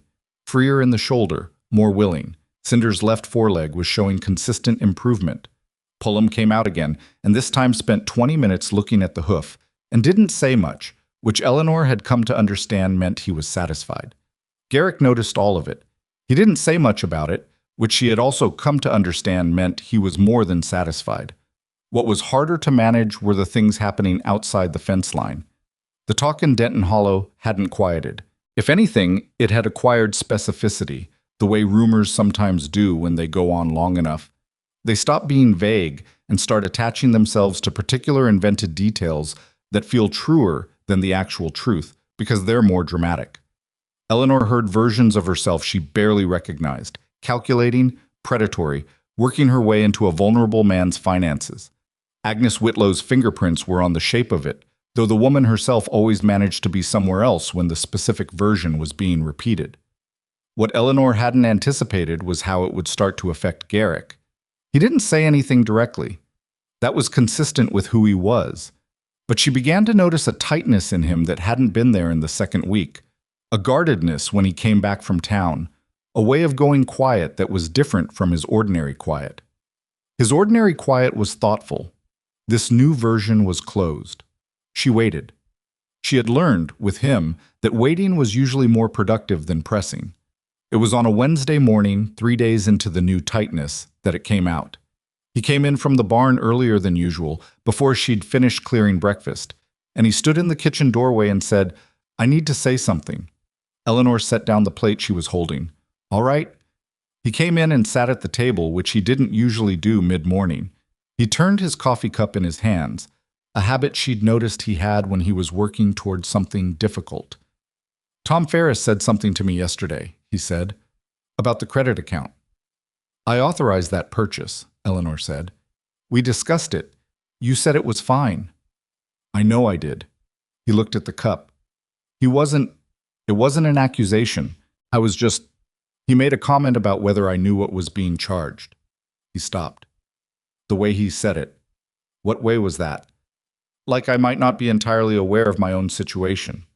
Eleanor sat down across from him. She kept her voice level. "And you wondered if that was true?" He looked up. "No," he said immediately. Then, honestly, "I don't know. I've been running this ranch alone for 6 years. I'm not used to someone else making decisions, even small ones, and sometimes He stopped again. "Sometimes you wonder if you've lost track of what you agreed to," Eleanor said. He looked at her with an expression that was uncomfortable and also relieved, the way a person looks when something they were afraid to say has been said for them and hasn't caused the catastrophe they expected. "I should have come to you directly," he said, "instead of going quiet about it." "Yes," she said, "you should have." "I'm telling you now." "You are," she said. "So let me be clear. Everything I've charged to that account, I've told you about. If you want me to stop using credit entirely and only use cash, I can work within that. If you want me to clear everything through you first, I can do that too. But I need you to tell me what you want, not go quiet and let other people's interpretations fill the space." He was quiet for a moment. Then he said, "You're direct." "You knew that when you made the offer," she said. "I did," he said. He almost smiled, the not-quite smile she was familiar with by now. "I wasn't complaining." "What do you want?" she asked again, steadily. He thought about it with the seriousness he gave most decisions. "Keep working the way we've been working." he said finally. "I trust your judgment on the ranch spending. I should have come to you instead of letting it sit." "Yes," she said again. And then, because she was direct, "Don't let Agnes Whitlow's version of me live in your head, Garrick. She's not a reliable narrator." He looked at her. "No," he said. "She's not." "Good." Eleanor stood and picked up the plate she'd set down. "Then we understand each other." She went back to the dishes, and he sat at the table for another minute, and she could feel the tightness in him releasing in the same gradual way a fence wire releases when you take the right amount of tension off it. "Eleanor," he said. She turned. "I'm sorry," he said, "for going quiet." It was a simple thing. He said it without decoration. She looked at him and saw that he meant it without qualification, and she thought that there were men who would never have said it at all, and men who would have buried it in so many explanations it would have been meaningless, and that this man had just said it plainly. "All right," she said, "don't do it again." "I'll try," he said, which was honest, and she accepted it. Agnes Whitlow's next move came at the end of the week, and it was more sophisticated than Eleanor had expected. She arrived not alone but with a woman Eleanor hadn't met. A Mrs. Calhoun, wife of the county land assessor, introduced with a particular deliberate casualness that meant the introduction was anything but casual. Mrs. Calhoun was a thin woman with a precise manner and eyes that moved around a room the way a person moves around a room when they're cataloging it. Eleanor received them in the main room. She offered coffee. She was pleasant without being warm because she understood the purpose of the visit, and warmth would have been dishonest. Agnes did most of the talking, which began with pleasantries about the improvement in the yard and moved, through a series of transitions so smooth they were almost admirable, toward the subject of the ranch's situation. "Ruth's husband processes the land records for the county," Agnes said, nodding at Mrs. Calhoun. "She was telling me just last week about how many ranches in this area have had to restructure." Eleanor said. "It's nothing to be ashamed of," Agnes continued. "The conditions have been difficult for everyone." "They have," Eleanor agreed. "And of course for a man in Garrick's position, single, no family nearby, managing something this size, the options can seem limited." She smiled. "I just want Garrick to know that reasonable options exist." "I'll pass that along," Eleanor said. Mrs. Calhoun spoke for the first time. "How long have you been managing the household accounts here, Miss Ashcombe?" There was nothing overtly hostile in the question. That was the sophistication of it. There was never anything overtly hostile. It was all in the framing, in the specific word chosen, in the slight emphasis. "Mr. Boone manages his own accounts," Eleanor said. "I assist where I'm useful." "Of course," Mrs. Calhoun said. "And your arrangement here is," Agnes began. "Is between Mr. Boone and myself," Eleanor said pleasantly. Agnes looked at her. The pleasantness in Agnes's face adjusted very slightly. Just a fraction, just enough for Eleanor to see the thing underneath it. "I only ask," she said, "because people have questions. In a community this size, people feel invested in one another's situations." "People are welcome to ask Garrick directly," Eleanor said. "He'll answer as he sees fit." There was a pause. Mrs. Calhoun looked at her coffee cup. "You're very protective of him," Agnes said, and the warmth was entirely gone now, replaced by something flatter and more honest. "I work here," Eleanor said. "The ranch is in better condition than it was 6 weeks ago. That's the relevant fact." Agnes set down her cup. She stood with the composed efficiency of someone who has decided a conversation is over.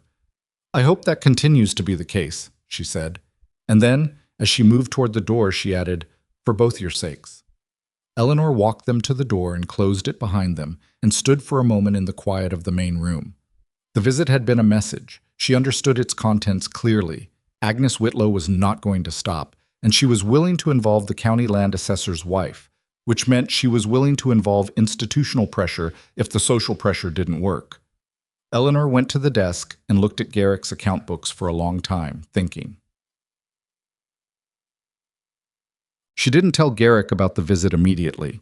She waited until she'd thought through what it meant and what, if anything, needed to be done about it. It was 2 days later, a Saturday, when she brought it up. They were working side by side on the section of north fence that had been the worst, pounding posts into cold ground that was already beginning to harden toward winter. The work was physical enough that you had to pace yourself, and she'd found that physical work beside each other was sometimes the right context for difficult conversations. Neither of them had to look directly at the other, and the work gave the words somewhere to go. She told him about the visit, including the detail about Mrs. Calhoun. He drove a post into the ground and was quiet for a moment. "She's using the assessor's office as a threat," he said. "Or a suggestion," Eleanor said. "That official attention might go in certain directions if the situation here doesn't resolve itself the way she wants." "Can she do that?" "I don't know how much influence she has with Calhoun's office," Eleanor said honestly. "Could be she's overstating it. Could be she's not. It's the county law. Just to understand where you stand." Garrick was quiet for another long moment. "There's a man in Harlan, Vernon Hale. He handled the ranch deed when I bought the place." He drove another post. "I'll ride out next week." "Good," Eleanor said. "You should come," he said. She looked at him. "You know the financial situation better than I do right now," he said. It was a simple statement, not a concession, just a fact he'd arrived at. "If Hale has questions about the accounts, you can answer them." "All right," she said. They worked the fence line for another 2 hours, and the conversation moved on to other things, and Eleanor thought about the parallel between fence work and the work of managing a difficult situation. You dealt with the section in front of you. You didn't try to fix the whole line at once. You moved forward post by post, and eventually you got to solid ground. It wasn't comforting, exactly, but it was something she could work with. The ride to Harlan on Tuesday was the longest stretch of time Eleanor and Garrick had spent in close proximity doing nothing but existing near each other, and she hadn't anticipated what that would feel like. The road was rough in sections and required attention, but there were long, flat stretches where the wagon moved steadily, and there was nothing to do but watch the land go by and talk or not talk. They talked some. About the horses, about what Pullum had said about Cinder's prognosis, about the winter feed supply and whether they had enough. Practical things. But there were also silences that weren't awkward, and in those silences Eleanor was aware of him in a way she'd been carefully not examining for the past several weeks. The way he handled the reins, competent without being showy, the same quality he brought to most things. The way he looked at the land they passed through, not with the tourist's appreciation, but with the rancher's eye, assessing, noting things. She had spent a considerable amount of energy since arriving at the ranch, treating this as a practical arrangement. Because it was a practical arrangement. She had her work, and he had his, and the situation between them was specific and bounded, and she was 51 years old and not in the business of constructing elaborate emotional architecture around things that hadn't asked to be constructed around. But the ride to Harlan was long, and the silences were what they were, and she was honest enough with herself by the time they reached town to acknowledge that the practical arrangement had, somewhere in the past weeks, acquired layers she hadn't quite planned on. She didn't do anything with this acknowledgement. She filed it alongside other things she was carrying and focused on the reason they were there.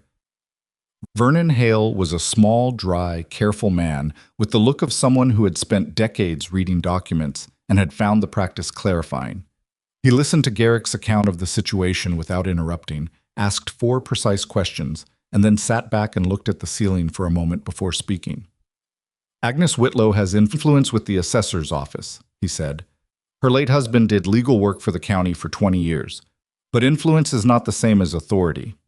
"Can she cause problems for the deed?" Garrick asked. "Not directly," Hale said. "What she can do is make nuisance, challenge assessments, request reviews, create delays in any transactions you might want to make." He looked at his desk. "It's harassment, essentially. Legal, but harassment." "What's the defense against it?" Eleanor asked. Hale looked at her with the assessing look she'd seen on Pullum and on Martha Mabry and on several other people in this part of Wyoming. The look of someone deciding how much competence was actually present. He apparently decided enough was present. "Clean books," he said. "Current on your obligations. Clear documentation of all transactions. No gaps in the record that could be questioned." He paused. "From what you've described, Miss Ashcombe, that's more or less what you've been building." "We have documentation," Eleanor said. "I've been keeping records of everything." "Good." He turned back to Garrick. "My advice is to get current on the Ferris account before December and make sure Hale, that's me, has a current copy of your deed status before year end." He looked at his hands on the desk. Agnes Whitlow's play depends on your operation looking unstable. The best response is making it look the opposite. Which is what we're doing, Garrick said. Then keep doing it, Hale said simply. They rode back from Harlan in the late afternoon, and the light came in low and golden across the grass, and Eleanor sat on the wagon bench and thought about clean books and documentation and the specific bureaucratic ugliness of a powerful woman trying to wear down a man through paperwork and delay. She won't stop, Eleanor said when they were about halfway home. No, Garrick agreed, but she's also not going to win if we stay straight with the records and get current on the Ferris account. We're close on the Ferris account, he said. I know. She turned to look at him. The light was doing something to his face that she'd normally have not paid particular attention to, but the ride had worn down some of her careful habits. You should have gone to Hale earlier, when she first approached you. I know, he said. Not defensive, just agreeing. Why didn't you? He was quiet for a moment. I thought I could manage it myself, he said, and I didn't want to spend money on legal counsel when the ranch was in the state it was in. Pride and practicality, she said, more or less. Those are the two things most likely to get a person in trouble, she said. He glanced at her. Speaking from experience? I took a train across the country alone at 51 to marry a man I'd never met, she said. Yes, speaking from experience. He almost laughed. It didn't quite get there, but it was closer than usual. Fair enough, he said.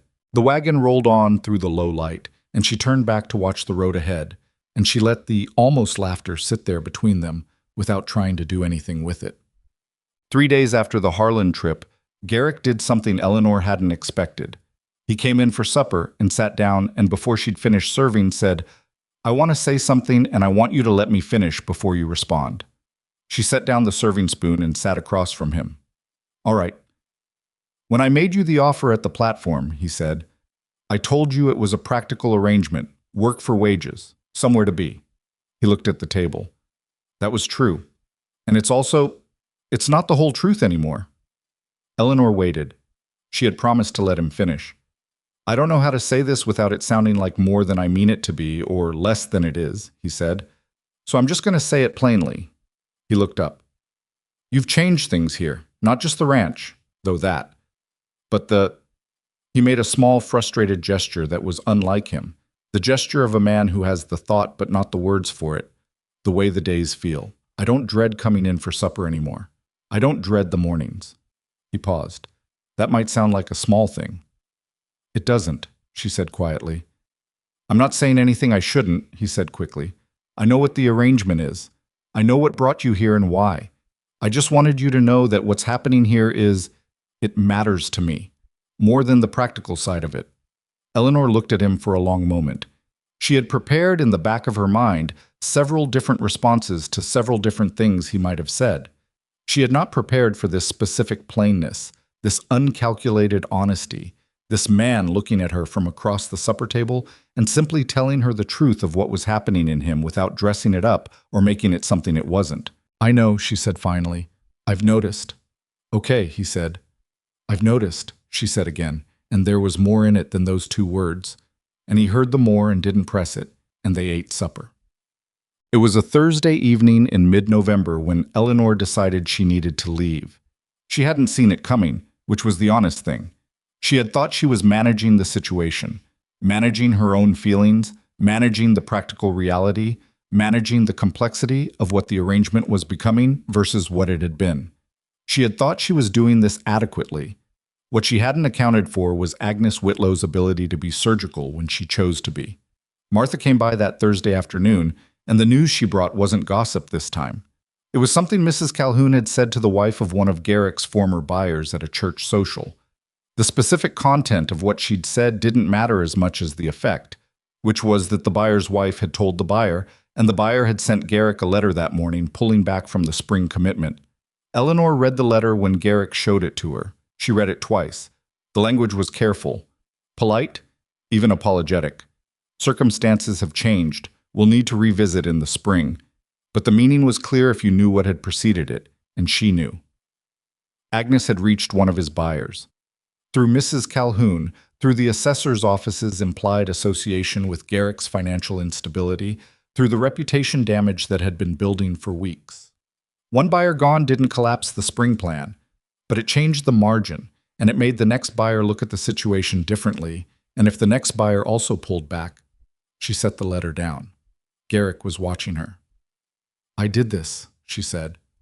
"Agnes Whitlow did this," he said. "Agnes Whitlow is doing this because of me," Eleanor said. "Because I'm here.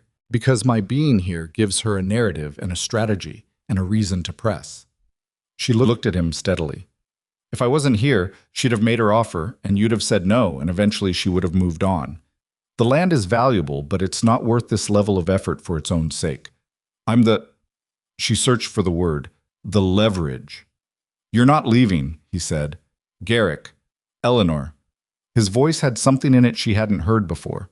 Not anger, harder than anger, more controlled. "You are not leaving this ranch because Agnes Whitlow wants you to." "I'm not saying because she wants me to," Eleanor said. "I'm saying because the calculus has changed. If my being here is costing you buyers, one buyer. Potentially more," she said. "You know that." He stood up from the table, walked to the window, stood there with his back to her, which was what he did when he was managing something internal. "I'll lose the ranch before I lose it to her manipulation," he said. "That's not rational," Eleanor said. "I know it's not." He turned around. "I don't care." She looked at him. The kitchen was very quiet. Outside, the wind had picked up, the early harbinger of the cold front that Garrick had said was coming by the weekend. "I'm going to think about it," she said. Not giving in, not agreeing, just telling him the truth. He looked at her with something she couldn't afford to examine too carefully. "Think about it here," he said. "Don't think about it from the road." She held his gaze. "All right," she said. She didn't sleep well that night. She lay in the small room with the west window and listened to the wind building outside and turned the situation over from every angle she could find. Staying meant continuing to be the reason Agnes had leverage. Leaving meant Agnes won, not just for herself, but for the specific idea that a woman could be pushed out of a situation through reputation damage and social pressure simply because someone powerful wanted the ground she was standing on. She didn't want to be the reason Garrick lost buyers. She also didn't want to be the kind of woman who left when things got difficult and called it protecting someone. She was still awake when she heard the first crack. She wasn't certain at first what it was. The wind had been loud all evening, banging things around in the yard, and she had half heard various impacts and scrapes as loose things got picked up and moved. But this was different. A crack, and then a low sustained groan, and then the smell came through the window. Smoke. Eleanor was out of bed and pulling on her boots before she'd finished processing the word. She was through the kitchen and out the back door in seconds, and what she saw stopped her on the step for one full breath. The barn's east end, the section with the already compromised roof, was lit from inside with a light that wasn't lantern light. It was the wrong color and wrong quality for lantern light, and even as she watched it, a tongue of flame found a gap in the boards and reached out into the dark. She screamed for Garrick. He was out of the house in moments. He'd been a light sleeper since his wife died, Martha had told her. Never quite trusted the nights. And he came through the door and saw what she saw and said something short and unprintable and ran. "The horses," he said, which wasn't to her, it was to himself, and he was already running. "I'll get water," she said, but they both knew that wasn't the answer, not with the wind and the dry timber and the section of roof that had already been compromised, and she knew it even as she ran toward the well. The well produced too slowly and too little, and she knew it. She dropped the bucket and ran toward the barn instead. The heat hit her when she was still 20 feet away. A wall of it that made her flinch and slow, and then override the flinch and keep moving. The east end was fully involved now. The roof section she'd known would go, and the fire was moving west along the interior. Through the smoke she could hear the horses, that specific terrified sound that horses make. A sound she hadn't heard since a barn fire on a neighboring property when she was young and had never entirely gotten out of her memory. She got the west door open. The fire hadn't reached the west end yet, though it would. And the smoke poured out over her and she went in. Della was nearest. Eleanor grabbed her halter, no rope, no lead, just the halter, and pulled her toward the door. And Della didn't want to go, threw her head up and rolled her eyes white. And Eleanor said something to her, not words exactly, just sound. The sound you make to an animal that needs to believe the hand on it is steady, even when nothing else is. And Della came. She got Della out. She went back in. Pepper next. He was worse, halfway to panic, kicking at his stall door in a way that had already split the wood. She got the latch open and pulled him by the halter ring, and he came through the door in a surge that knocked her sideways into the wall, and she went with it, and came back upright and got him to the door. She went back in for the third time. The smoke was worse now, lower, and with a thickness that caught in her throat and turned her eyes to water. She could hear Garrick somewhere in the east section, and she headed toward his voice, and she nearly tripped over the beam before she saw it. It had come from the east roof section. A beam, burning at one end, across the width of the corridor between the stalls. Garrick was on the far side of it. She could see him through the smoke. He was with Cinder, the horse down on one knee, and Garrick was crouched beside him trying to get him up, and the fire behind them was a wall now. "Garrick!" Her voice came out wrong in the smoke. "Garrick! The beam!" He looked up. He saw her through the smoke. He looked at the beam, and then at Cinder. "He won't get up," Garrick said. "He's scared," Eleanor said. "Step back." "Eleanor, step back from him," she said. Garrick stepped back. Eleanor went over the beam. It caught her boot, and she felt the heat through the leather and came down on the other side harder than she intended, one knee hitting the ground, and she got up and went to Cinder and put both hands on his neck, behind his ears, and put her face against the side of his head. "Up," she said, close to his ear. Not loud, just certain. The horse trembled under her hands. "Up," she said again. Cinder gathered himself. It was a visible thing. She could feel it under her palms, the decision forming in him, the refusal of surrender. He got his legs under him and stood. "Go," Eleanor said to Garrick. "Get him out. Go." Garrick got Cinder's halter and they moved, not clean, not fast, Cinder half stumbling on the bad foreleg, toward the door. Eleanor was behind them and the fire was behind her and the roof came down first at the far end, a sound like the world deciding something, and a wave of heat and sparks that she felt across her back as she went through the door. She came out into the cold air and went down on one knee in the dirt. She stayed there for a moment, coughing, and the cold hit her back where her nightgown had burned through in 2 places. And she catalogued this without particularly caring about it because Garrick and Cinder were in the yard, and the 2 other horses were at the fence line, and the barn was burning freely now, the whole east section open to the sky, and everyone who needed to be out was out. Garrick had gotten Cinder to the far fence and tied him, and he was coming back across the yard toward her, and she saw him moving and thought she should stand up, and she found she couldn't quite manage it yet. He knelt down in front of her. He put both hands on her face, turned it toward him. His hands were burned on the palms. She saw that even in the dark, the rawness of it, and his face had the specific look of a man who has just seen something he hasn't finished processing. "You're back," he said. "I know," she said. "It's not serious." She didn't know that, actually, but it was true that she wasn't feeling the kind of pain that meant serious, just the sharp surface sting of heat. "Eleanor," he said, just her name. The way he said it had nothing controlled about it. "Everyone's out," she said. "Garrick, everyone's out."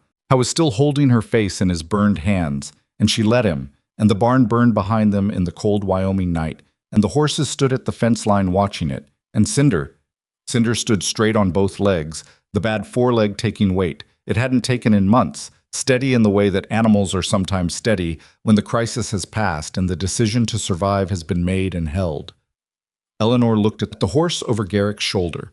She was still on one knee in the dirt of the yard, and the smoke was in her hair and her lungs, and 2 places on her back were going to hurt considerably more by morning, and the east end of the barn was a total loss, and she didn't have the energy to be frightened or relieved or anything except present. But Cinder was standing, and everyone was out. The night of the fire didn't end when the flames went out. It ended, or something like it ended, around 4 in the morning when the last of the embers stopped requiring attention, and Garrick finally came inside and sat down at the kitchen table and put his bandaged hands flat on the wood and looked at nothing in particular. Eleanor had been up the whole time. She'd tried twice to get him to come in, and twice he'd said not yet, and she'd understood that and left him to it. Some men needed to stand and watch the thing they'd lost until they'd finished watching it. Pushing him inside before he was ready would have been the wrong kind of help. Martha Mabry had arrived around midnight, which meant word had traveled fast even in the dark. In a settlement this size, fire meant everyone knew within the hour.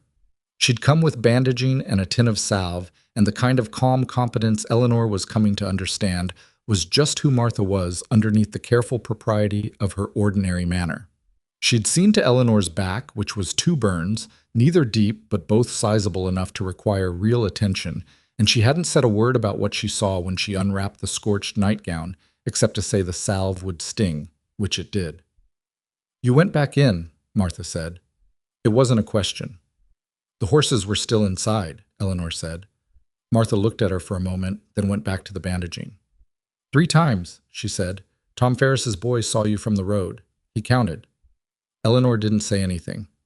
"Garrick was in there when you went back the last time," Martha said. "Yes." Martha tied off the bandage. She said nothing else about it, which meant she'd decided saying nothing else was the right response, and Eleanor agreed. Pullum the farrier showed up at dawn. Eleanor wasn't sure who'd sent for him or whether he'd come on his own, and he looked at Cinder in the gray morning light and spent a long time on the foreleg before he straightened up and looked at Eleanor with something complicated in his face. "He was weight-bearing last night," Eleanor said. "I can see that," Pullum said. He put his hand along Cinder's neck. "The fear, maybe.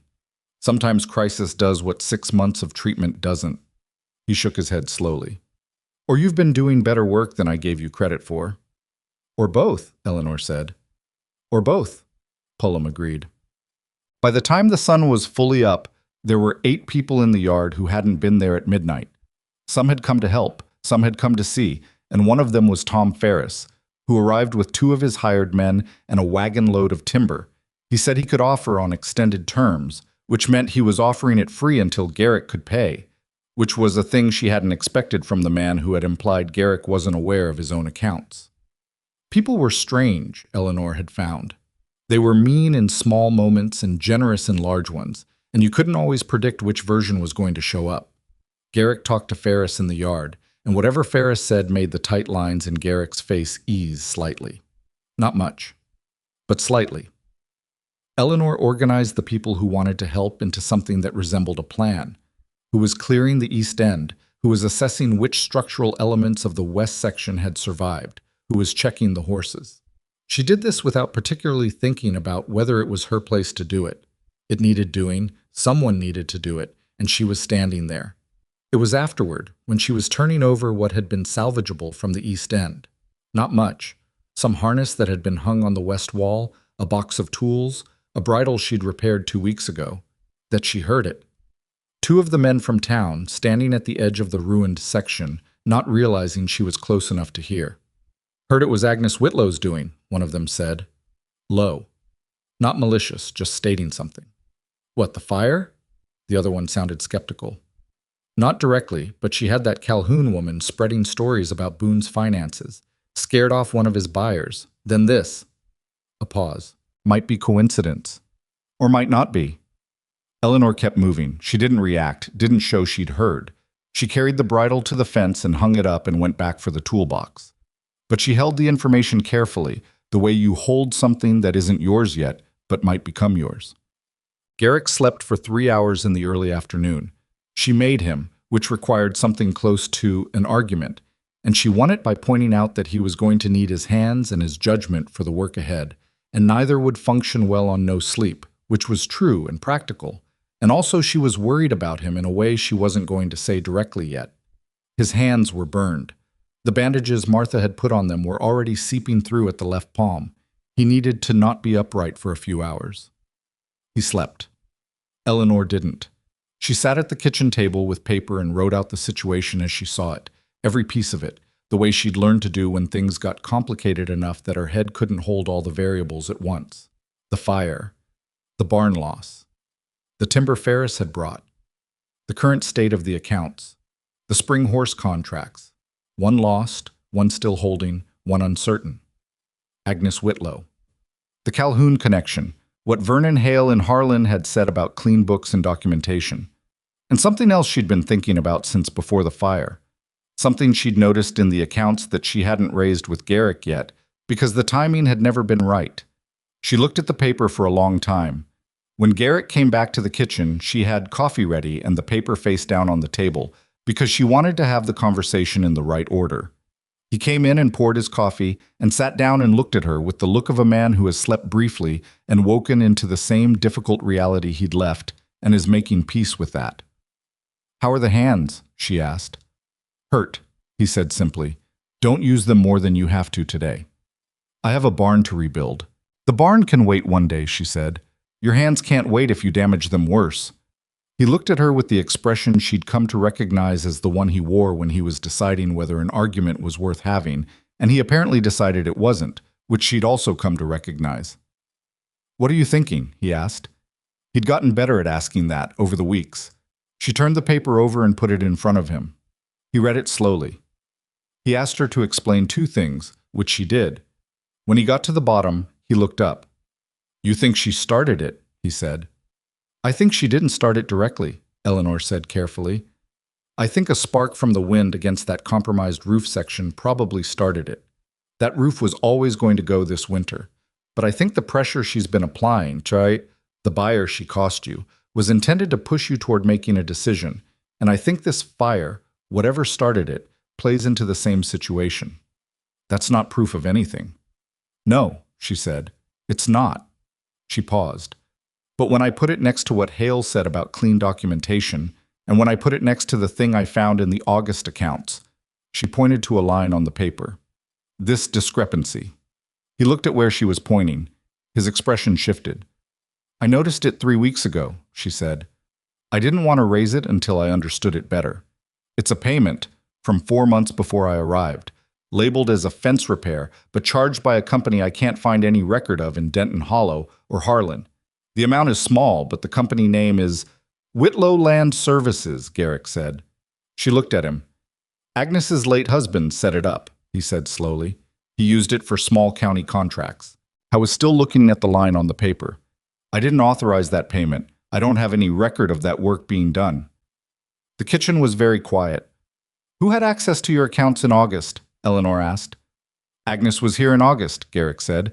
"He said it the way you say something when the pieces are connecting and you don't like where they're connecting to." She came out with a proposal, the second time she offered to buy the land. I showed her the books to demonstrate why I couldn't accept the terms she was offering. He set down his coffee cup. "I left her at the desk for 20 minutes while I checked on a horse." Eleanor said nothing. She let him arrive at it at his own speed. "She put a fraudulent entry in my accounts," he said. "A small one," Eleanor said. "Small enough to look like an administrative error if anyone questioned it. But it's money paid to her husband's company for work that wasn't done." She paused. "If someone were to raise questions about irregularities in your accounts with the assessor's office, someone with a connection to that office, this would look very bad for you and very easily explainable by her." Garrick pushed back from the table and stood up. He walked to the window and stood there the way he stood when he was managing something big and internal. "She planted it," he said. "I think so. In case she needed it later." "In case the other pressure didn't work," Eleanor said. "She was covering options." He turned around. His face had something in it she hadn't seen before. Not anger exactly, something colder and more deliberate than anger. "We need to take this to Hale." "Yes," she said, "before she uses it. How long do we have?" "She lost her primary lever when the buyer came back," Eleanor said, "because that was the other thing on the paper, the thing she'd saved for context. 2 days ago, quietly and without fanfare, the buyer whose wife had been at the social had sent a second letter, a reversal. He was reinstating the spring contract. Someone had apparently told him the full story. Eleanor didn't know who, though she suspected Martha Mabry had not spent her Saturday visits only at the Boone Ranch. "Without the buyer loss as evidence of your instability, she needs another argument. This," she indicated the accounts entry, "might be her backup." "We need to get to Hale before she decides to use it," Garrick said. "We need to leave tomorrow morning," Eleanor agreed. He nodded. He came back to the table and looked at the paper again. Then he looked at her, and there was something in his face now that had nothing to do with Agnes Whitlow or fraudulent accounting entries. "You found this 3 weeks ago," he said. "Yes." "And you've been sitting on it." "I was making sure I understood it," she said. "I didn't want to raise it until I knew what I was looking at." "You've been protecting it," he said, "waiting for the right moment." "I've been managing the information, yes." He was quiet for a moment. You've been doing that this whole time, he said, since you got here, managing what to say and when to say it, thinking 3 steps ahead. She didn't deny it. I don't always like it, he said. I know, she said, but I don't know what I'd have done without it either, he said. So I'm not saying it as a criticism. What are you saying it as? He thought for a moment. An observation, he said, that you're the most deliberate person I've ever met, and it's either a frustrating quality or an extraordinary one, depending on which side of it you're standing on. Right now? Right now, he said, it's extraordinary. Eleanor looked at him, and then looked at the paper and allowed herself, for approximately 3 seconds, to feel the full weight of what the last 6 weeks had cost her in thinking and managing and holding together, and then she put the 3 seconds away and picked up her coffee cup. I'll have the documents organized by morning, she said. Vernon Hale looked at what Eleanor spread on his desk and did not say anything for a long time. Then he said, This is fraud. Yes, Garrick said. Small amount, easy to claim error. Hale turned the page toward the light. But the company is documented as her husband's holding, and the account you have for that period shows no corresponding work order. He looked up. Do you have the records from the fence repair work actually done that month? Eleanor has them, Garrick said. Eleanor produced them.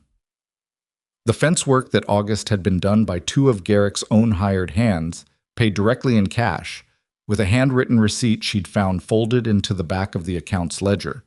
Garrick had apparently filed it carelessly but hadn't thrown it away, which was the kind of small, habitual thoroughness that saved people when they didn't know it was saving them.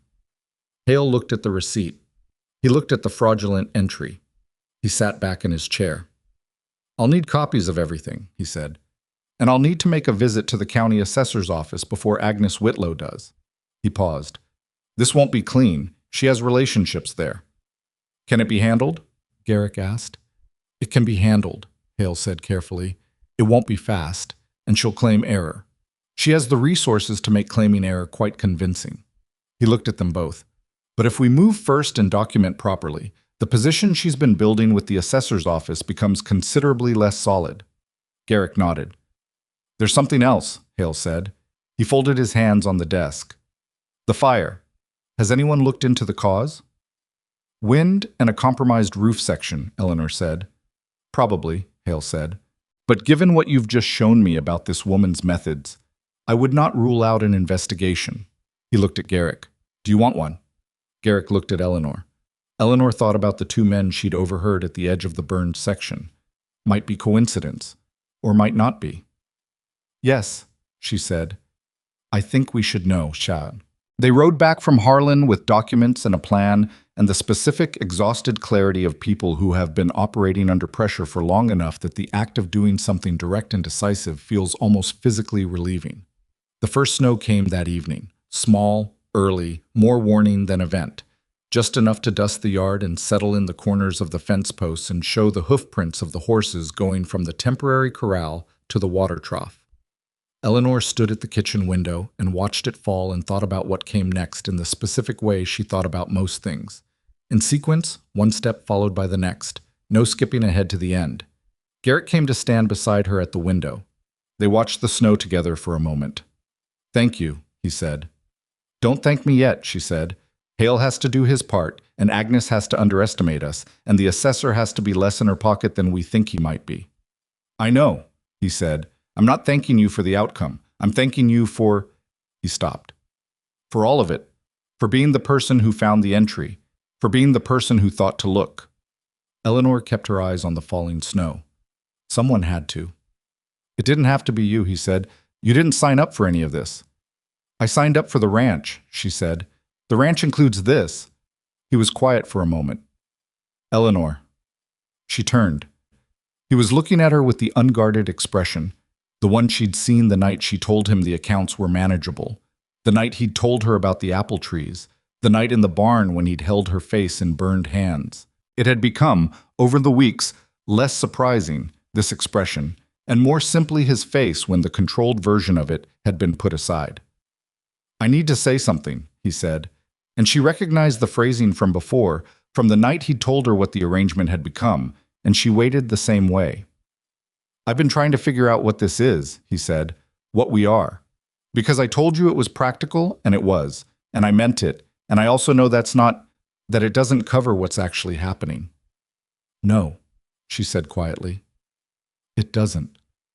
I don't know how to do this, he said. I haven't. After Margaret, I didn't think I'd be standing in my own kitchen saying something like this to someone. He looked at his bandaged hands, then back up at her. I'm not asking for anything you haven't offered. I'm not asking for anything to change from what it is right now. What are you asking? She said. I'm asking if you know, he said. If you've understood what's been. He stopped. What I'm feeling. I want you to know it, whatever you do with it. I don't want to keep it under the practical arrangement because it doesn't fit there anymore, and pretending it does feels dishonest. Eleanor looked at him for a long time. She had been a practical woman her whole life. She had made practical decisions and practical arrangements and practical compromises, and she did not regret most of them because they had been honest and had served real purposes. She had come to this ranch for practical reasons and stayed for practical reasons, and she had told herself the feeling that had grown alongside the work was separate from the work and would be handled when the time came to handle it. The time was apparently now. I know, she said. I've known for a while. And? She held his gaze. And I'm 51 years old, and I came to Wyoming to start something new, and every version of new I imagined looked different from this. She paused. But most of what I imagined was wrong about most things. And this. She made a small gesture that took in the kitchen, the window, the snow, all of it. This has been the truest thing that's happened to me in a long time. He looked at her with something that wasn't quite relief and wasn't quite surprise, more like the look of a man who has been braced for the wrong answer and is still processing the fact that it wasn't. That's not nothing, he said. No, she said, it isn't. He didn't move towards her. She didn't move toward him. They stood at the window in the kitchen with the snow falling outside and the stove ticking behind them, and it was enough, more than enough, to have said it, to have it be in the room, acknowledged and real. I'm still going to drive you half mad, he said. The going quiet thing. I know I do it. You're improving, she said, marginally. Marginally is still improvement. He almost smiled. This time it almost got there. 2 weeks after the Harlan visit, Vernon Hale sent a letter. Eleanor read it at the table with Garrick standing behind her, and she read it twice before she said anything. The county assessor had reviewed the documentation Hale had provided. The fraudulent entry had been flagged as a matter of record. Agnes Whitlow had been contacted. She had, as Hale had predicted, claimed administrative error. An entry made in error by her late husband's bookkeeper, discovered only now, deeply regrettable. She had offered to reimburse the amount with interest. The investigation into the fire's cause had found no evidence of deliberate ignition, wind, and the compromised roof section, as Eleanor had said. Agnes had not started the fire. That particular shadow, at least, could be put down. But the assessor had also, quietly and without public announcement, distanced himself from the Whitlow land interest.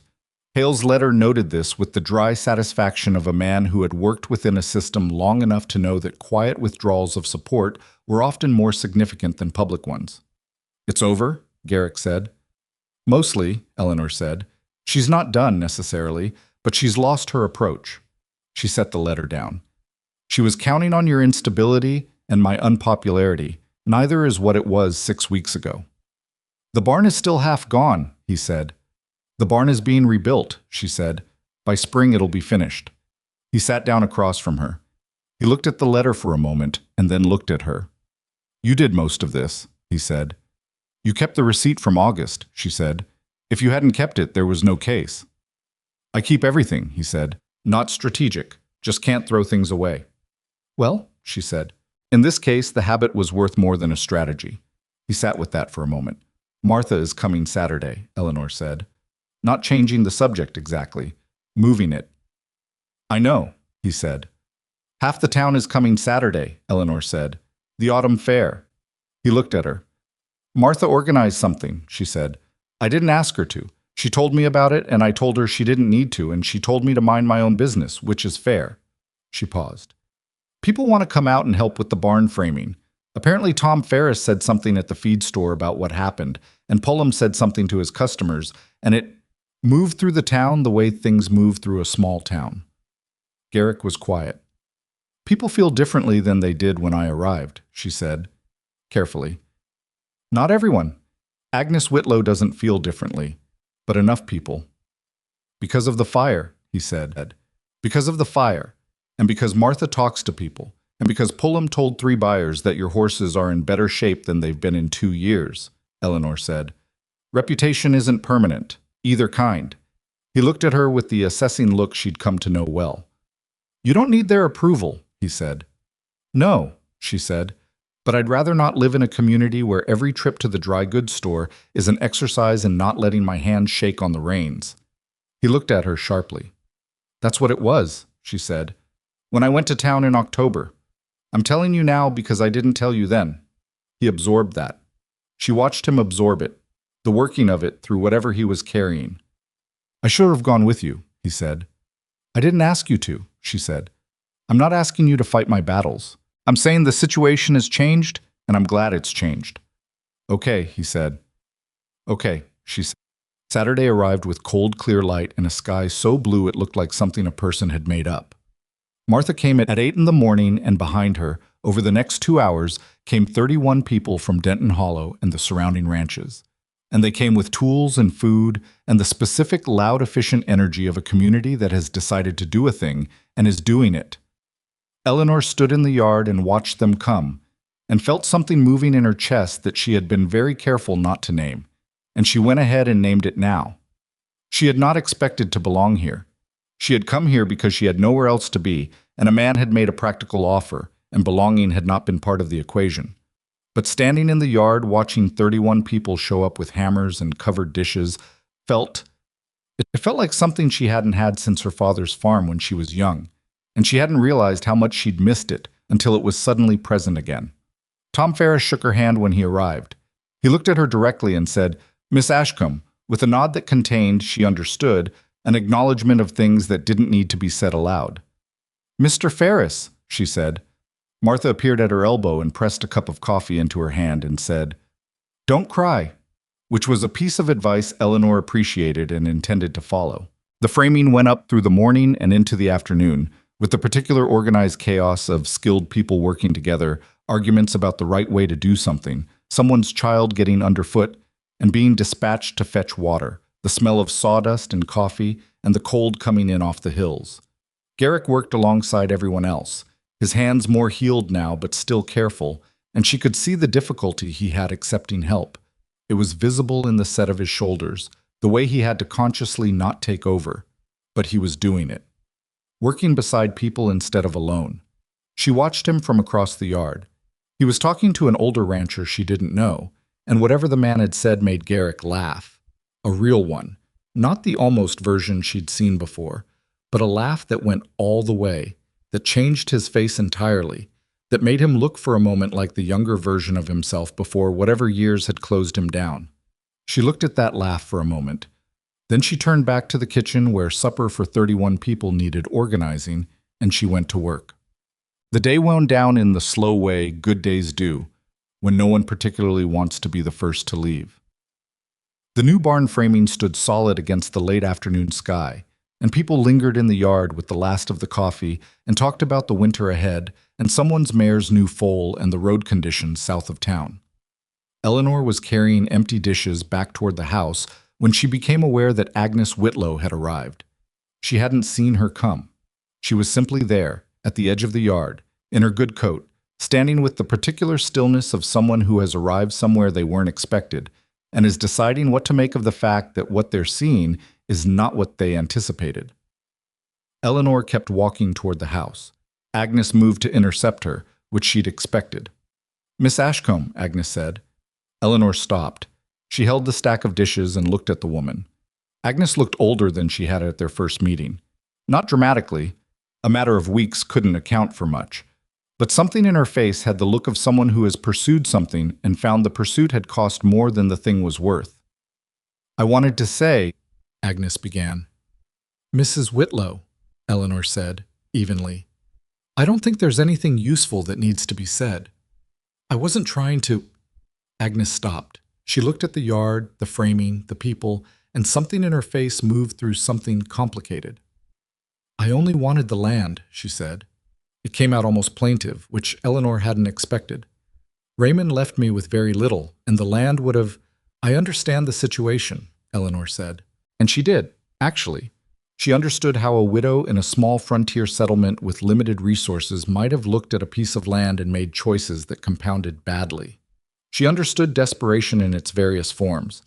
But what you did to him was wrong. The account entry, scaring off his buyers. Those were wrong things, Mrs. Whitlow. Agnes was quiet.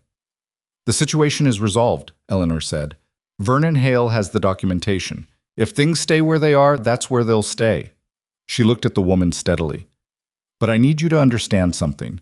I am not leaving this ranch because of your opinion of me or anyone else's opinion of me. I am not that woman." Agnes looked at her for a long moment.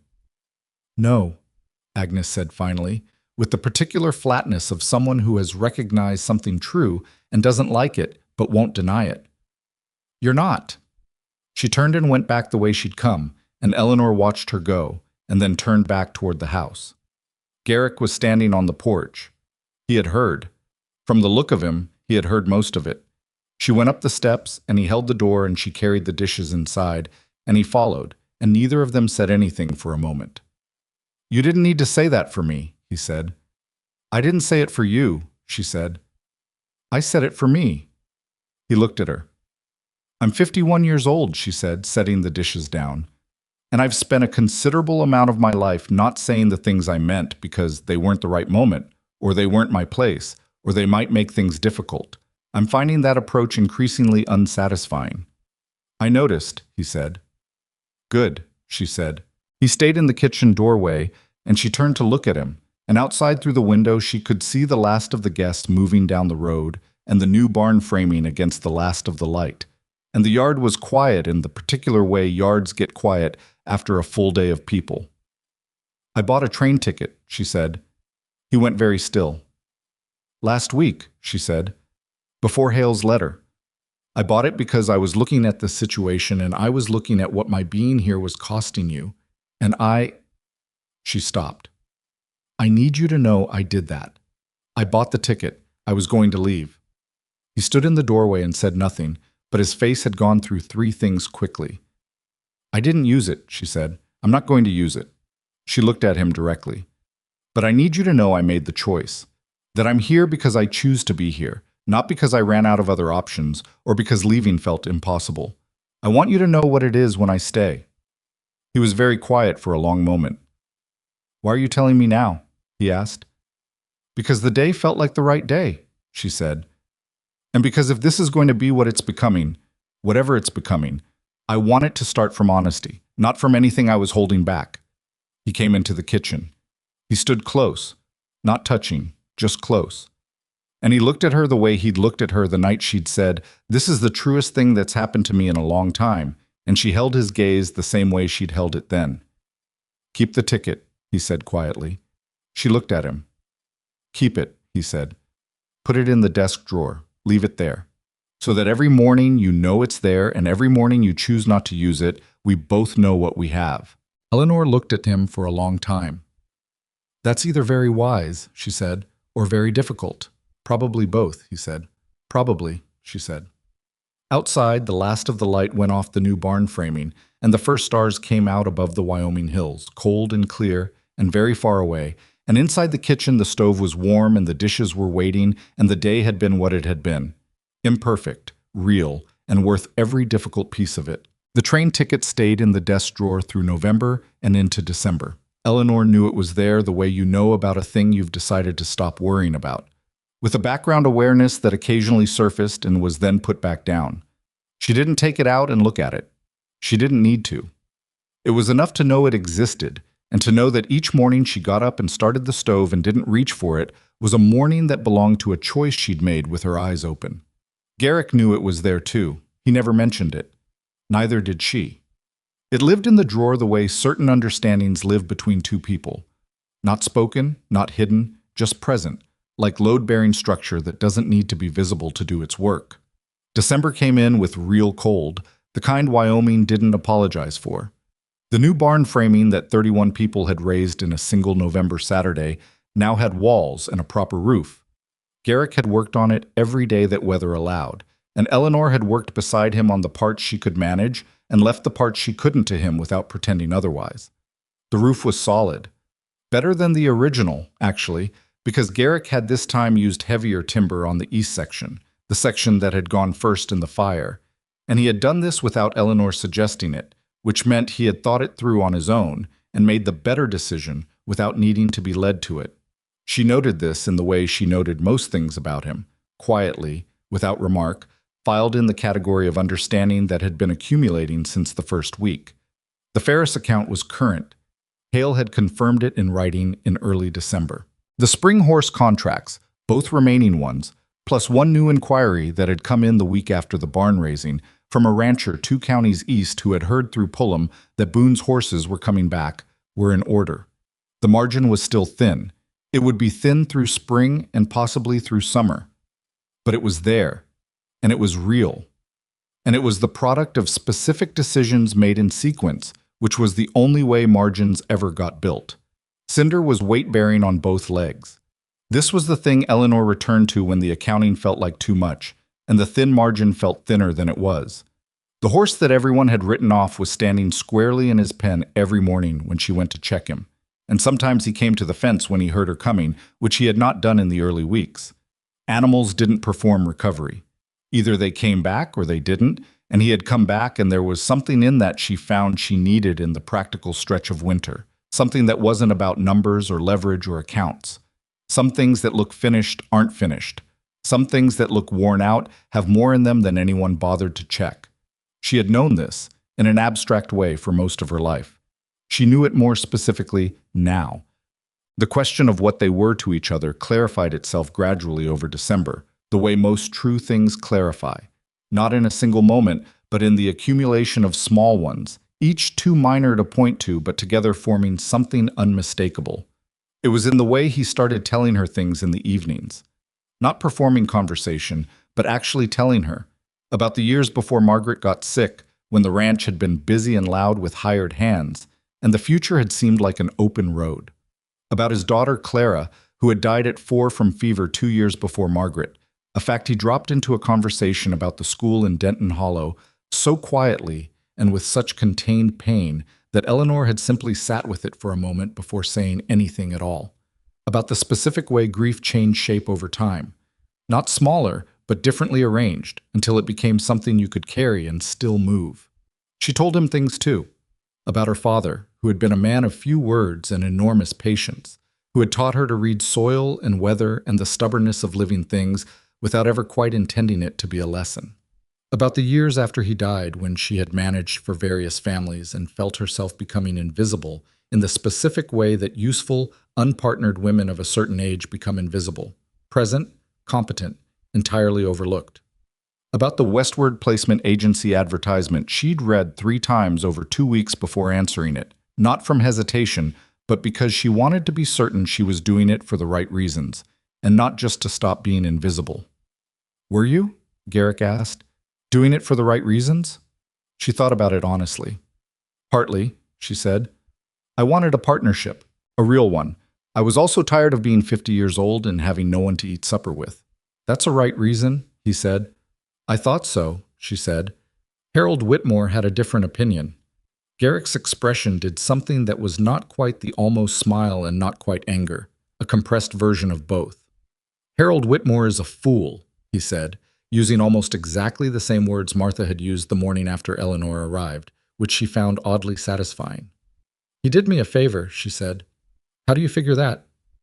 "If he'd kept the arrangement," she said, "I'd be in his household right now wondering how I'd made such an error in judgment." She looked at Garrick across the table. "Instead, I'm here." He held her gaze for a moment. "Instead, you're here," he said. Which was, she thought, enough said about Harold Whitmore. Matt.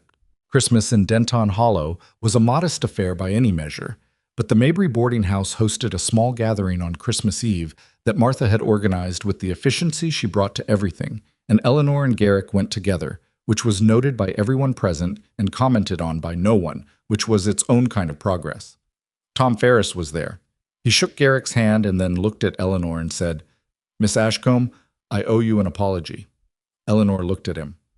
"The way I spoke to Garrick in October," he said, "about the account. It wasn't right, and I knew it wasn't right when I said it, and I said it anyway because Agnes had been in the store the day before saying things, and He stopped. "I'm not putting the blame on her for my own mouth. I should have kept it shut." "You brought timber the night of the fire," Eleanor said. "That doesn't cancel the other." "No," she agreed, "but it's worth something." He nodded. They left it there, which was where it belonged. Not forgotten and not held over, just settled. Pullum was also there, which surprised her, because she'd had the impression he wasn't much for gatherings. He found her near the end of the evening and said, without preamble, "The buyer from East County who sent the inquiry, Reeves, his name is. He's coming out in February to look at the horses." "Garrick mentioned it," Eleanor said. "He's a serious buyer," Pullum said, "not kicking tires. If the horses show the way they've been going, he'll take 3 at least." He paused. "The roan in particular, Pepper. He's a different animal than he was in October." "He needed his minerals and someone to work with him consistently," Eleanor said. "He needed someone who paid attention," Pullum said. He said it with the directness of a man who doesn't give compliments often and means them when he does. "That's harder to find than most people think." She thanked him. She meant it. Martha found her later in the kitchen, the inevitable location, where Eleanor had gone to help with dishes because it was where she defaulted when she needed something to do with her hands. "You look different than when you got here," Martha said. "It's been 3 months," Eleanor said. "That's not what I mean." Martha handed her a dish. "You look like someone who knows where she is." Eleanor dried the dish and thought about that. "I didn't, when I got here," she said. "No," Martha said. "You look like someone who was figuring out very quickly whether to stay or go and hadn't decided yet." "I bought a train ticket," Eleanor said. "I know," Martha said.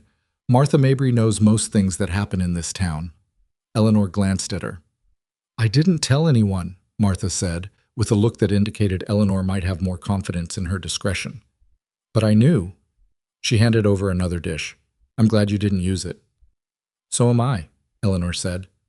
They did the dishes in the comfortable silence of women who have worked alongside each other long enough that silence isn't a gap anymore. January was when things shifted again, though this shift was quieter than the ones that had come before. Garrick had been working on something at the desk for 3 evenings in a row, and Eleanor had not asked what it was because it had the quality of something private being worked through, and she had learned to read that quality in him and leave it the room it needed. On the 4th evening, he came to the kitchen table where she was going over the supply list for the month and set a piece of paper down beside her. She picked it up. It was a deed amendment. She read it carefully, twice, because she read important things carefully, and twice, and when she set it down, she looked at him. He was watching her with the expression that was now simply his face when he wasn't managing it. "You're adding my name to the deed," she said. "To a portion," he said, the east quarter, where the kitchen garden is and the near corral." He paused. I'm not trying to make it something it isn't yet. It's not the whole place, but it's the part you've built the most, and I want you to have standing in it. Legal standing, not just practical." Eleanor looked at the paper. "You don't have to decide now," he said quickly. "I'm not asking for anything in return. I want you to know it isn't conditional." "Garrick," she said. He stopped. "I know it isn't conditional," she said. "You don't operate that way." She set the paper down with her hand flat on it. "I need to think about it." "Of course," he said. "Not because I don't want it," she said. "Because it matters, and I want to say yes when I'm certain of what I'm saying yes to." He looked at her. "What would make you certain?" She thought about it honestly, because that was the only way she thought about anything. "I want to know what you're hoping for," she said. "Not what the deed is. What you're hoping for. Where you see this going. Not because I need promises. I'm 51 years old, and I know what promises are worth when life changes direction on you. But I want to know what's in your head when you think about the future." He was quiet for a moment. He sat down across from her. "I want you to be here," he said. "Not as an arrangement, not as something practical that we both benefit from. I want you to be here because you chose it, and I chose it, and it's what this is." He looked at his hands. "I haven't said this to anyone since Margaret. I didn't think I was going to. But I want to spend the years I've got left sitting at this table and riding the fence line and arguing with you about the horses, and I want to do it with you knowing that He stopped. That I love you. I think I've been moving towards saying that for 2 months, and I'm saying it now. Eleanor sat very still. She was 51 years old, and she had been practical most of her life, and she had learned not to expect things that weren't on offer, and she had built, over decades, a reasonably solid relationship with her own solitude. She had arrived in Wyoming 3 months ago with a trunk full of her remaining possessions and the specific dignity of a woman who has stopped waiting to be chosen by the right circumstances and has decided to choose for herself instead. She had not expected this. She had not let herself expect it.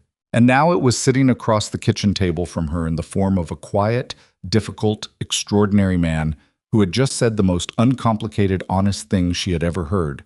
And she sat with it for a moment because it deserved to be sat with. I know, she said finally. The same words she'd used before, but different now, fuller, more certain. I know, Garrick. She looked at him steadily. And you know. He held her gaze. Yes, he said quietly. I know. She picked up the deed amendment and read it again. Then she put it back down. I'll sign it, she said. Not tonight. I want Hale to look at it first because that's the practical thing to do, and I am, at my core, a practical woman. She paused. But yes, he nodded. Something in his shoulders that had been held through the conversation released, very slightly, and she saw it and didn't say anything about it because it wasn't the kind of thing you said something about. The train ticket, he said. I'll take it out of the drawer, she said. I don't need it there anymore. What will you do with it? She thought about it. I don't know. Throw it away, maybe. Or keep it for the same reason you kept that receipt from August. Because you never know when a thing you didn't expect to need will turn out to matter. He almost smiled. This time it got there. An actual smile, complete, unhurried, that did what she'd first seen it do at the Christmas gathering, changed his face entirely into something younger and less defended and more simply itself. She let herself look at it for a moment. Then she stood and went back to the supply list, because the winter feed situation was not going to manage itself. And he went to put more wood in the stove, and the kitchen was warm and the night was cold outside, and the land stretched away into the dark in all directions. February came, and with it, Reeves, the buyer from East County. He was a big man, deliberate in his movements, with the look of someone who had been in horses long enough to have stopped being impressed by them and started being interested in them again, which Eleanor had come to understand was a more valuable quality than enthusiasm. He walked the corral with Garrick for an hour and then asked to see Cinder.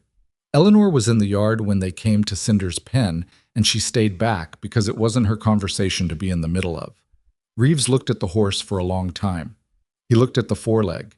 He looked at the way Cinder was standing and at the general condition of his coat and his eye. He said nothing for a while. Found her horse, he said finally. 3 years ago, Garrick said. He's been in consistent treatment for the past 4 months. This the woman treating him? Reeves asked. He indicated Eleanor without looking at her directly. Yes, Garrick said. Reeves nodded slowly. Pullum told me, he said. Said the whole operation had turned around. He looked at the other horses in the near corral. He wasn't exaggerating. The conversation that followed was specific and financial and concluded with Reeves committing to 4 horses in the spring, one more than Pullum had predicted, at a price that, when Eleanor did the arithmetic that evening, shifted the year's numbers from thin survival to something that could actually be called stability. She did the arithmetic 3 times because she didn't trust a number that good on first pass. It held up all 3 times. She showed it to Garrick. He looked at it for a long moment. Then he looked at her, and she saw in his face the thing she had seen the night she'd first told him the accounts were manageable. That movement in him, that gear shifting to a new position. Except that this time the movement was larger and less guarded. We're going to be all right, he said. It was a simple thing. It was also for this man who had been alone with a failing ranch for 6 years and who had told her he'd stopped expecting hope, a statement of something he hadn't been able to say with genuine conviction in a long time. Yes, she said. We are. She sent a letter to Martha about the Hale visit in the second week of February, and Martha came back in person rather than in writing, which was Martha's way of saying that the news warranted more than a written response. They sat at the kitchen table, the same table where Eleanor had spent so many hours going over numbers and thinking through problems and having the conversations that had slowly built whatever this was. And Martha drank her coffee and looked at Eleanor with the sharp assessing eyes that had seen more than Eleanor initially credited. "He proposed," Martha said. It wasn't a question. "He said what he felt," Eleanor said carefully. There isn't a formal arrangement yet." "Is there going to be?" Eleanor thought about the deed amendment, which Hale had reviewed and found legally clean, and which she had signed 3 weeks ago, and which was now in Garrick's files alongside the ranch deed, the accounts, and the crumpled receipt from August that had helped save the whole operation. "Yes," she said. Martha looked at her for a long moment. Then she put down her coffee cup and said, "Good," with the specific emphasis of a woman who has been watching something develop for months and had a very clear preference about how it resolved. "Don't make it a production," Eleanor said. "I won't," Martha said. "I'll just tell the people who need to know." Martha. "2 people," Martha said. "3 at most." Martha. "It'll be fine," Martha said, and Eleanor understood that it would be exactly as much a production as Martha Mabry decided it should be, and that arguing about it was going to accomplish nothing, and that she didn't actually mind as much as she was pretending to. Spring came to Denton Hollow. The way it always came to that part of Wyoming, reluctantly, in stages, with cold nights persisting long past when they were welcome. But the mornings turned lighter and longer, and the horses in the corral began to show the specific restlessness of animals that can feel the season changing, and the kitchen garden Eleanor had planted in those first difficult weeks sent up green through the soil in the patches she'd prepared the previous fall. She was in the garden on a Saturday morning in late March when she heard the wagon coming up the track. She recognized the sound, Martha's wagon, the particular rhythm of it, which she'd heard often enough by now to know it from others. She straightened up and brushed the dirt from her knees and was going to call out to Garrick that Martha was coming, but when she looked up, she saw it was not only Martha's wagon. There were 3 wagons, and then she counted, and it was 5. And behind them on foot and on horseback were people she recognized and people she didn't, coming up the track toward the ranch in the unhurried way of people who have decided to arrive somewhere and are arriving. Tom Ferris. Pullum. The Cotter couple, who had apparently settled closer to Denton Hollow than they'd originally planned. Several faces from the barn raising in November. 2 families she didn't know. The woman from the train platform who had been the last to look away in the dry goods store. Martha led the wagons with the expression of a woman who has orchestrated something and is not apologizing for it. Eleanor stood in the garden with dirt on her knees and looked at this. Garrick had come out of the barn. He'd been working on the new stalls in the east section, which were nearly finished, and he was standing at the fence with the same expression Eleanor suspected she was wearing. The look of 2 people who had not been told this was happening and are deciding how to feel about it. "What is this?" Garrick said, to Martha specifically, as the first wagon pulled up. "Spring," Martha said simply. She climbed down from the wagon with the efficiency of a woman who does not require assistance. People wanted to come out. "For what reason?" Eleanor asked. Martha looked at her with the expression that suggested the question was slightly unnecessary. "Because it's spring," she said, "and because you're both here and you're both fine and the barn is standing and Cinder is walking and some of us like to mark when a thing that could have gone wrong didn't." It was not an answer that entirely answered the question. It was, Eleanor thought, nevertheless the correct one. What followed was not a party. Exactly. It was too unplanned and too practical for that. People brought things and did things, and the yard filled with conversation and work, and the particular warm noise of community that Eleanor had been standing outside of for most of her adult life, and had, over the past 5 months, found herself standing inside of instead. The woman from the train platform, Eleanor still didn't know her name, came and stood beside her at the fence and looked at the horses for a moment. "Miss Ashcombe," the woman said. "Yes," Eleanor said. "I was on the platform," the woman said. "The day you arrived, She stopped. She had the uncomfortable look of someone doing something they've decided to do, but haven't found a way to make comfortable. "I didn't say anything. I should have." Eleanor looked at her. "I knew Harold Whitmore," the woman said, I knew what he was, and I stood there and didn't say a word, and then I talked about it later with other people, and it was a cowardly way to behave. She looked at the horses. I'm sorry for it. Eleanor was quiet for a moment. The honest thing she'd been finding was often not the comfortable thing. It was only the correct one. Thank you for saying so, Eleanor said. Not you're forgiven, not it doesn't matter. Because the honest thing was that it had mattered quite a lot in those first days when the shape of her situation was most uncertain. But the honest thing was also that the woman was standing here now, had driven out from town to stand here now, and that was worth something. The woman nodded. She moved on to where Martha was organizing the food, and Eleanor stood at the fence for another moment and let the day be what it was. Garrick found her there after a while. He leaned on the fence beside her and looked at Cinder, who was at the far end of his pen doing the thing he'd taken to doing lately, watching the gathering in the yard with calm, steady interest, the way a horse watches things when it has decided the world is probably not a threat. Martha did this, Garrick said. Yes, Eleanor said. I'm going to need to have a conversation with Martha about advance notice. You're going to lose that conversation, Eleanor said. I know, he said. He was quiet for a moment. Is this all right for you? She looked at the yard, the people, the noise, the ordinary, extraordinary fact of being somewhere that had become over 5 months of difficult and real work, a place she belonged to. Yes, she said. It is.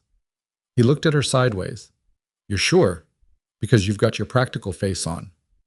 I don't have a practical face. You absolutely have a practical face, he said.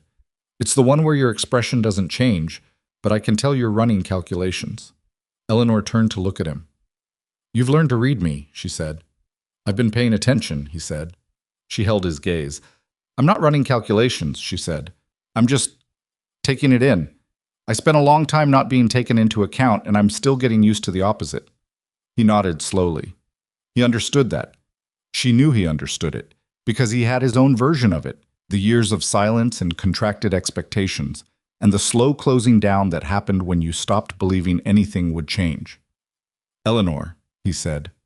Yes. He reached into his coat pocket, and she didn't know what she was expecting, but what he produced was a small piece of metal on a short length of cord, worked iron, shaped simply, with the unmistakable curve of a horseshoe at its center, the worn iron of a shoe that had been worked down over years of use. She looked at it. Cinder threw his last shoe last fall, Garrick said, before you started treating the hoof. I kept it. He turned it in his fingers. I had Reeves look at it when he was out. He does some iron work on the side. Had him make it into something. It was not a ring. It was not a ring in any conventional sense. It was a small, simple pendant, the iron of a working horse's shoe, shaped into a form that fit in a palm. And it was the most honest object Eleanor had seen in a long time, plain and used and made of something that had carried weight.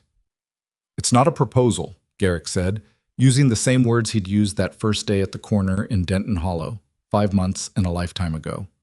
Or, it is, if you want it to be. But it doesn't have to be anything you're not ready for. Eleanor looked at the pendant in his hand. She thought about what a person was supposed to want at 51.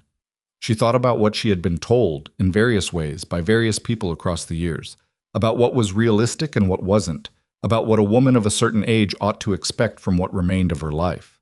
She thought about Harold Whitmore's 4-second evaluation and the platform at Denton Hollow, and the way the train had left going south and taken her last connection to anywhere familiar. She had not expected to be here. She had not expected any of this. She had come to Wyoming with a trunk and a determination not to become invisible, and she had found instead a ranch that needed her specific kind of seeing, and a man who had turned out to be worth the considerable difficulty of knowing him, and a community that had closed itself against her and then, slowly and imperfectly, opened again. Not because she'd waited for it to, but because she'd been too busy doing the work in front of her to perform the kind of patient suffering that might have invited it sooner. She reached out and took the pendant from his hand. It is a proposal, she said. He looked at her. And yes, she said. He was quiet for a moment. Then he said, You're sure? Garrick, she said, I signed the deed amendment. I sent back the train ticket. I've been telling you what I think every day for 5 months, regardless of whether you wanted to hear it. She looked at him steadily. I'm sure. He took a breath. Let it out. Okay, he said. Okay, she said. He took the pendant back gently and placed it around her neck on its cord, his hands careful because they were still not entirely what they'd been before the fire, and she let him, and when he was done, she looked down at it and then back up at him. Around them, the yard was full of noise and people and the low particular light of a Wyoming spring afternoon. Someone had brought a fiddle and was playing something that carried across the yard without quite reaching them, which was the right distance for it.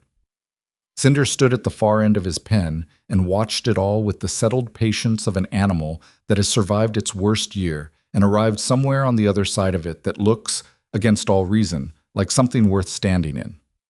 Martha saw. Eleanor knew she saw, from the way the woman's expression shifted across the yard, a small private movement that she immediately composed back into her ordinary practical face, because Martha Mabry was not a woman who made scenes of things, even things that deserved them. Eleanor turned back to the fence and leaned on it beside Garrick, and they looked at the horse together, and the afternoon moved around them the way afternoons do when you're not watching the clock.